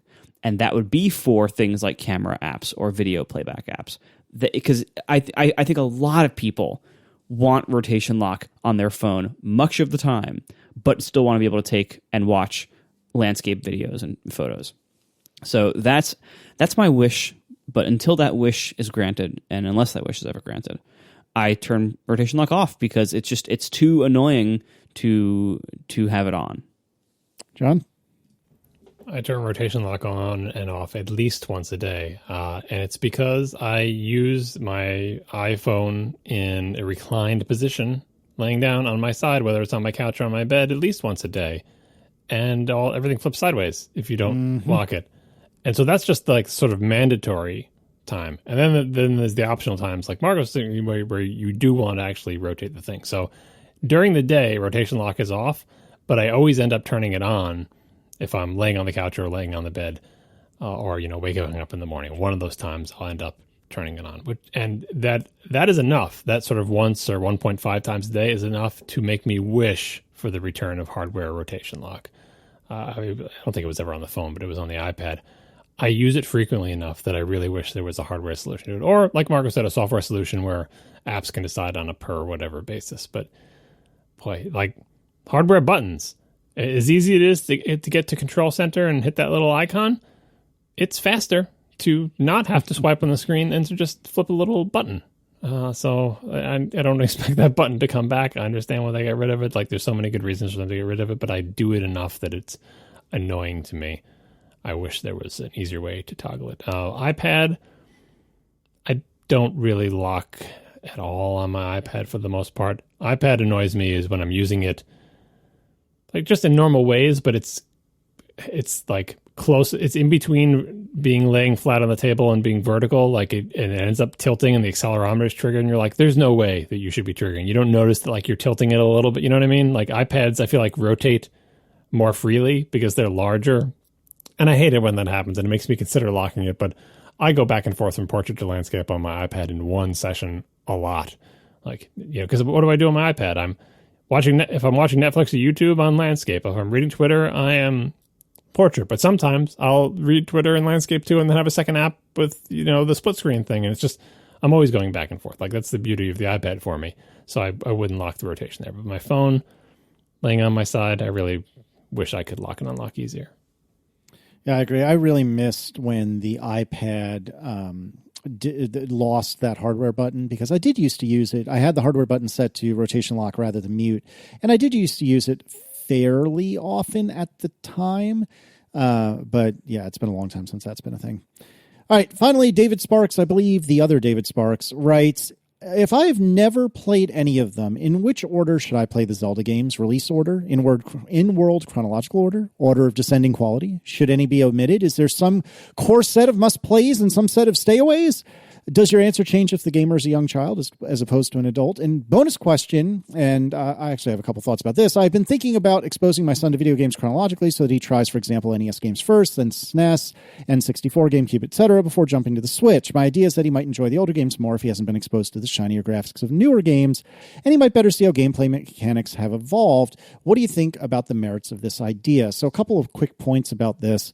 First of all, it would be wrong of us not to point to the wonderful post by Andy Baio about doing exactly that with his son and walking his son through.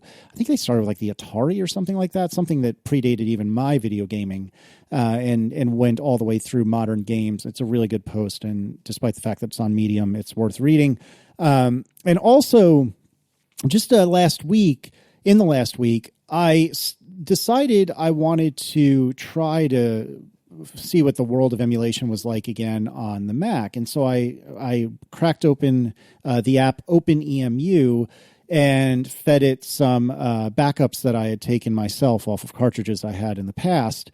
And I was able to play some old video games. And Declan has been really into Mario Kart on the Switch these days.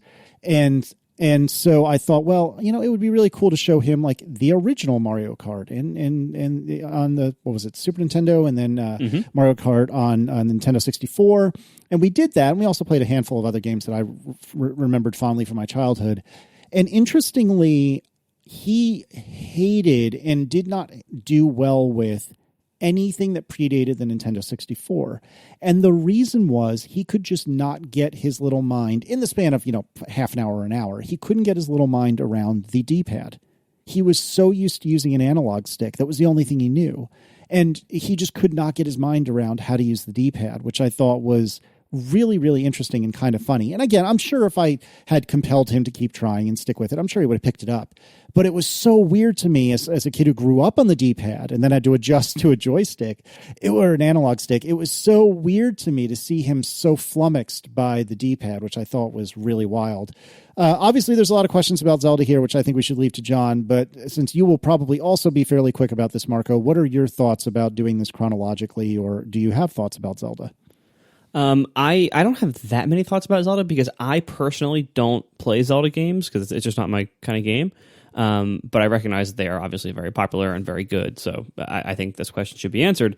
I know that my son has greatly enjoyed watching his mother play Zelda games a lot. And she went through and played with him a couple of years ago now, all of the old Zelda games, NES first, then Super Nintendo, then N64. I don't think we got to the GameCube. I think we had to just watch that one on YouTube because we couldn't find a good way to emulate it. But otherwise, like the other ones we could do. And he enjoyed watching all of them. However, he has only played the most recent one, the Switch one, the whatever, Breath of the Wild. He's played that and really enjoyed playing that. But he hasn't played the old ones, so I can't really say for sure. But he did really enjoy watching them. All right, John, drop some knowledge on us. So for the Zelda thing, for the presumably adult asker of this question, which order should you play them in? Release order is the answer. That's generally the answer for any kind of media like this. So you're going back to read a book series or watch a bunch of movies. Any order that is not release order is worse because the later games were made with the knowledge of the previous games. So in a later game, there could be a reference to a previous game or a joke based on something that happened in a previous game. That's the way they're meant to be viewed. Like, it's the same thing with, the Star Wars movies. They're like, oh, we'll reorder them. I'll watch the prequels first, setting aside that you should never watch the prequels, period. That's not the way they're meant to be consumed. And it's interesting to do that. Like, that's a fun experiment. You can, read a book series chronologically once they're all out, even though they were written in a different order. That can be a fun exercise. But for if you've never played them for a first run through, you have to do them in release order. Like, they're purposely built that way. They're meant to be consumed that way. You will enjoy them more that way because they'll make sense to you that way, because that's the way we all experience them. Now, and so that's, so release order is the answer to that question. Doesn't mean you have to start all the way at the beginning. It doesn't mean you have to play them all. So I would say go in release order and skip the games that everyone agrees are bad because they're just going to take a lot of time to play them, or maybe just play the very best ones. Like, it really doesn't matter with the Zelda series how many of them you play. You could just sort them by order of quality and then go through them in release order and pick a threshold of quality that you're going to skip over, right? So I think that's probably the best strategy for just an adult playing the games. My personal recommendation is to start with the 3D Zeldas, because I like 3D Zeldas better than the 2D Zeldas, because what Zelda is all about is exploration and discovery and blah, blah, blah. And I feel like that experience is enhanced by being in a 3D world, even a primitive 3D world, versus a 2D one. But the 2D games are great, and some people like 2D better than 3D. And there are things to recommend the 2D games that 3D games don't have. So it depends on what your taste is. But there's a lot of Zelda games, so pace yourself. And then for the child question, I have gone through this. Now, the first thing I would say is be prepared for the possibility that your child will not be into video games, which may be heartbreaking for you because you want your child to like all the things that you do, but that's just a parent cliche. Like, your kids are their own independent people. Sometimes they don't like the same things as you, so you can't force it. You shouldn't force it. Support your kid, whatever they want to do. If they don't like video games, that's fine. I have 2 kids. One of them likes video games way more than the other. That's just the way it is. For exposing kids to games, I understand that, I read the Andy Baio article and I took a similar approach with my kids, but like, here's the problem. You have a small window of time. It's the window of time between when your child becomes interested in video games and is able to play them in any way, and the ending time is when they've been too exposed to the rest of the world to deal with your manipulations, basically. Right? So the idea is you do want to get them to play the games that they would not otherwise play. Like, eventually they get older and more jaded, and there's no way they're going to be interested in your stupid old game, right? That's going to happen eventually. So you want to get them before that. But the other danger is that, it's not a danger, but like, they may imprint on like the game that means the most to them may end up not being the best one. So let's say, not the Zelda series in particular, let's say you throw them with like the Atari 2600 game because you're trying to do them in chronological order, and that's the game they imprint on, and it's a garbage game. So now you've made their like sentimental favorite game a bad game. And I think it's better to make their sentimental favorite game also happen to be a great game. So it's a good idea to just expose them to great games.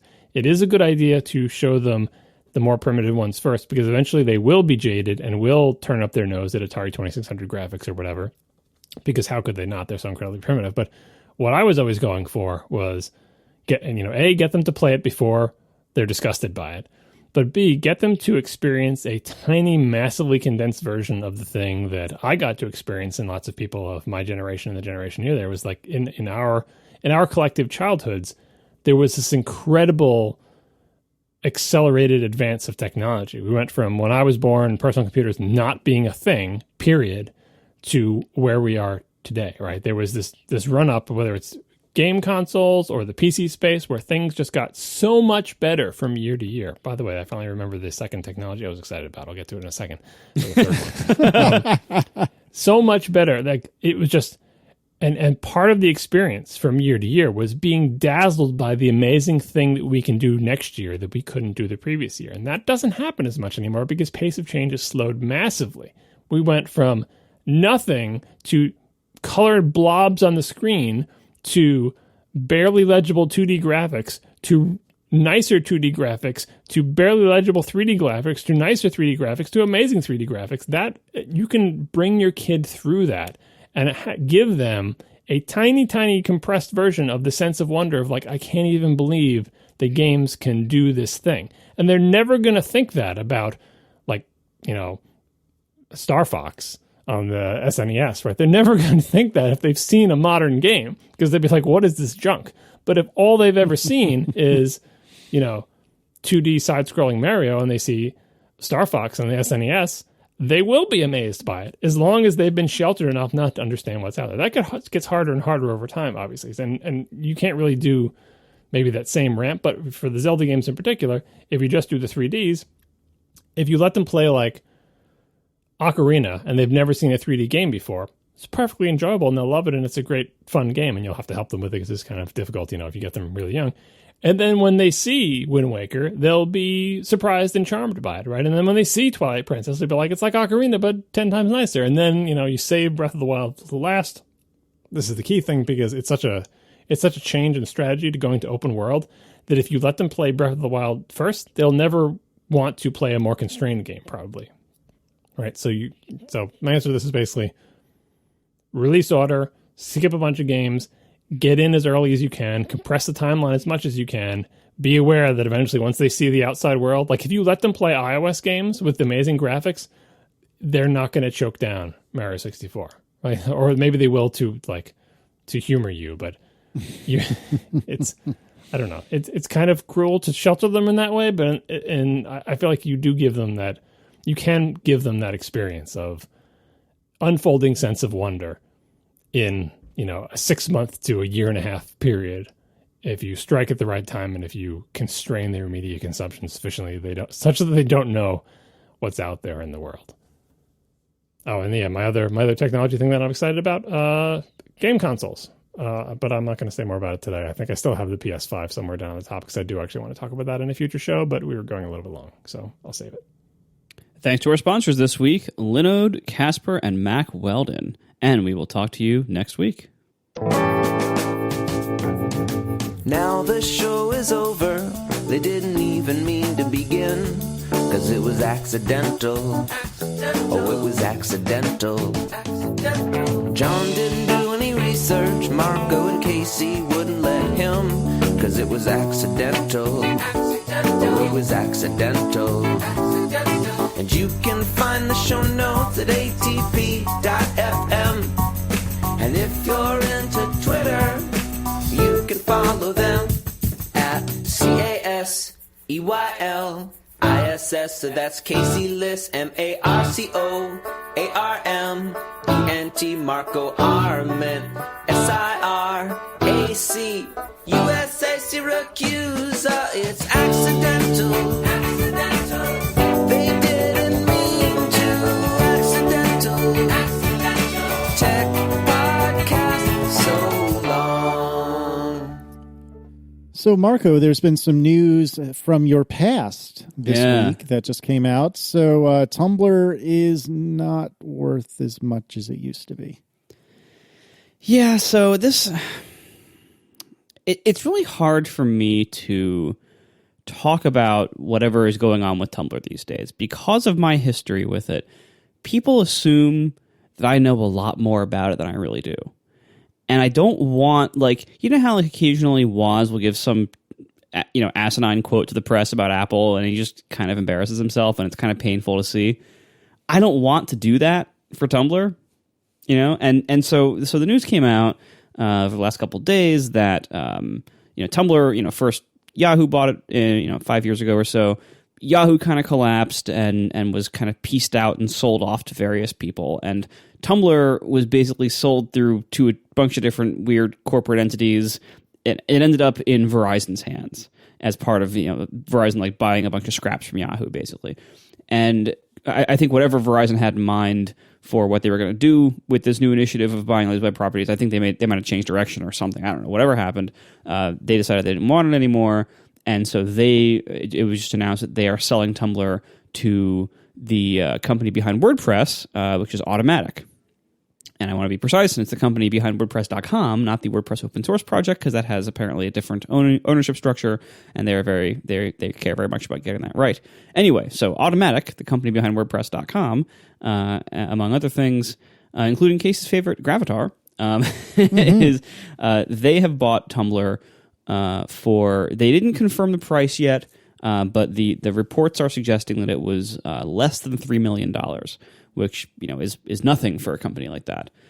And so there's been all sorts of news articles about it and reporting about it, saying I can't believe how much value they lost, or now it's worth nothing. Now look at this house in Silicon Valley that's worth more than it, or this special fish that's sold at a Japanese auction, or whatever. And I recognize that coming from somebody who has a podcast every week where I discuss my thoughts on other happenings in the industry, it's kind of rich for me to say this, but as I have seen the kind of reporting coming out about this, it has really illustrated quite how little people understand about how stuff like this works when they comment about it. And let me preface this by saying, my knowledge of Tumblr is completely useless now. I know nothing more about Tumblr than anybody listening does, because I left Tumblr in 2010, most people who use Tumblr today probably weren't even using it when I left. So my knowledge of this is not insider knowledge. It is not anything about my past. It is simply being around the web a lot and seeing these kind of companies come and go. The fact is, like, it's really hard to judge what a company is worth when, over such a long time span when things change. Like, it's complicated. Like, I bet the purchase price was artificially low in part because they have a bunch of employees and costs. And so, like, Automattic is going to take on a lot of these costs. I don't think you can read too much into it. People are trying really hard. I don't think there's much there to be read into.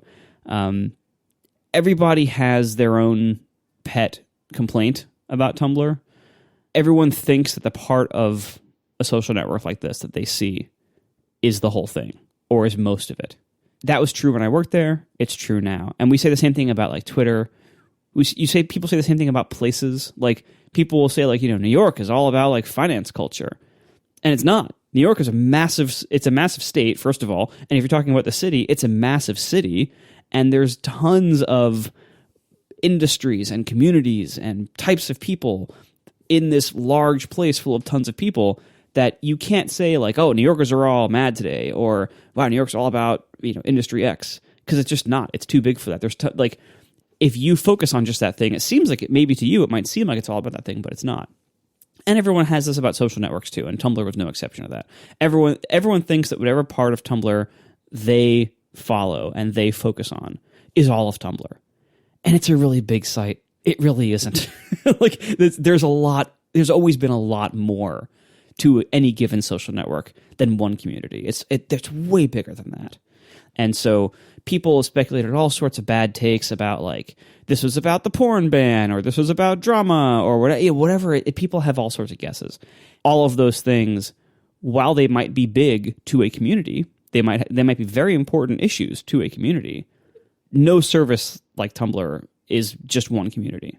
It's way bigger than that. So I would say, as you're formulating your thoughts about this, if you have, keep in mind, like, these things are really big and really complicated, and the story is not probably anything simple. Also, I did want to take this opportunity to say in public something I don't think I've said anywhere before. I think Marissa Meyer did a pretty good job. And I recognize I profited handsomely from Marissa Meyer's job that she did, so I'm biased here to some degree. But she was brought on, like, she was I forget what she was, but she was some kind of high-ranking executive at Google. And she was hired away by Yahoo to be their CEO. And she was brought in to a company that was struggling. Yahoo was struggling to find relevance and growth. They brought her on to basically an impossible job. Yahoo had, if you look at, like, the parade of leadership they had before her, like, clearly this was a tough position. Like, to be put in charge of this company, it was a very tough position to be put in. It was a huge challenge. That's probably why she took it, because she wanted a big challenge. And yeah, she paid a lot for Tumblr, because at the time, Tumblr was both very valuable, and also Yahoo really needed things like Tumblr. They really needed, like, more growth, more relevance to more younger people, especially. They needed that. And she took a big risk in an impossible job. And it worked for a while. And eventually, it wasn't enough to save the company. The company ended up, falling apart anyway. But I don't blame that on her. I don't think this was, like, her big flop or anything. Like, I've seen a bunch of weird bad takes about it. I think she took on a really hard challenge, and it didn't quite work out, but I don't think she did a bad job. Given the conditions that she was in and what her options were, I think she did a pretty good job, honestly. But again, I'm saying this all this really from the position of an observer, mostly because that entire sale and the entire time that Yahoo owned it was all, like, years after I left. Again, I left in 2010. So this is, I don't know how the company was to work for or anything like that, but I think in retrospect, she's getting a bad rap for this, especially this week, with the loss of value, between the two prices. But I think, honestly, she did a pretty good job in the situation that, in the situation she was in and in the challenge that she took on. I sure wouldn't have done any better. Like if I was running Yahoo at the time, I wouldn't have done anything better. Like I had no better ideas, and I don't think most people who would criticize her right now would have any better ideas either. I think given the same situation, I think people would have maybe done a lot of the same things. So anyway, I am really curious to see now what Automattic does with Tumblr, because Automattic is a pretty good company. They're pretty well run. The people behind it, like Matt Mullenweg, and by the way, he did a great interview on the Vergecast I think today or yesterday, this week. We'll put a link to it in the show notes. It was very good. I'm really curious to see what they do to it, because one of the things that makes Automattic unique as an owner is they're super into the open web. The whole thing with WordPress, obviously that's a huge role in the open web, and they are not an advertising-based company. And Matt said as much in the interview, and he said he's made a few remarks here and there in various interviews. It seems like one of the main areas that they're going to seek to monetize Tumblr, or to fund Tumblr even, is going to be via just payment from people, like upgrades to certain premium plans, or facilitating commerce on the platform, like kind of like what Patreon does, or other types of shopping commerce, and like taking a cut of it, stuff like that.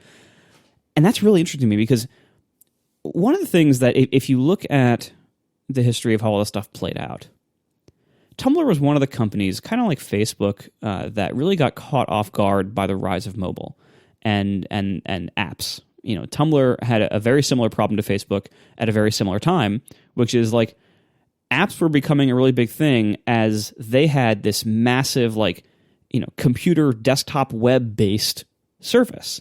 And the entire interface for the service was it was a web app that didn't translate well to mobile initially, and everything, the whole service was all about that web app.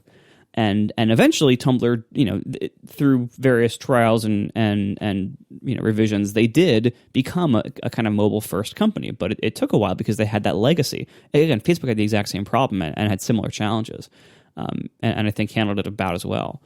I think if Tumblr didn't have that baggage at that time, Tumblr, I think, could have been what Instagram is now. And I mean that in a good way. Like, there's some parts of Instagram that are bad, but I think ultimately Tumblr could have been Instagram if things had played out differently, and if timing was different, and if some certain different things happened. But obviously in retrospect or in hindsight, it's hard to really say. What if Tumblr becomes kind of like Instagram now, but without the ads? Bear with me here. So like, I had this thought earlier when I was walking around. I was walking my dog and listening to the Matt Mullenweg interview on the Vergecast. But like, Tumblr kind of reimagined for today, I think would look and work a lot like Instagram, but with WordPress. With Automattic funding it and running it and figuring out ways to make it profitable. Ads aren't their forte, and ads on Tumblr were never really like that great. I don't know any Tumblr users who love the ads. And so what if they just fund it in other ways, whether it's by direct payment or facilitating commerce or whatever? And what if Tumblr could become Instagram without the ads, basically? But and with some other stuff too, with the short text types and the quotes and links and everything else. Because I love Instagram. I use Instagram probably more than other social networks now. And I really love a lot about it. But man, is the advertising getting really heavy-handed. And it's like, it's really starting to, it's always been annoying. Like, as soon as they turn on ads for my account, it's been annoying. But like, it's getting more and more shameless, and more of the people on Instagram are becoming ads themselves. More and more of the people I follow are becoming influencers. And like, you mean the dogs you follow? More and more of the dogs I follow are becoming like pro influencers. And it's like, every third post is like, we like this dog food. And the dog sitting next to this big bag of dog food. And it's like, they don't even say it's an ad, but it's an ad. And like, it's turning into that. And I feel like I'm seeing a whole lot more of that on Instagram than I was, 2 years ago. And they seem to have like turned up the ad load to like maximum, to the point where I'm seeing an ad about every 3 posts now. And stories are about the same too. And so maybe a role that Tumblr could take Again, I'm saying this with no information and no experience at all, really, that would be relevant to this. But maybe a role they could take now would be an ad-free Instagram.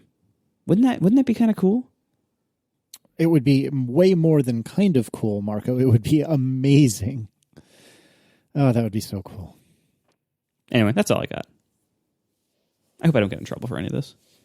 And what are they going to do? Fire you?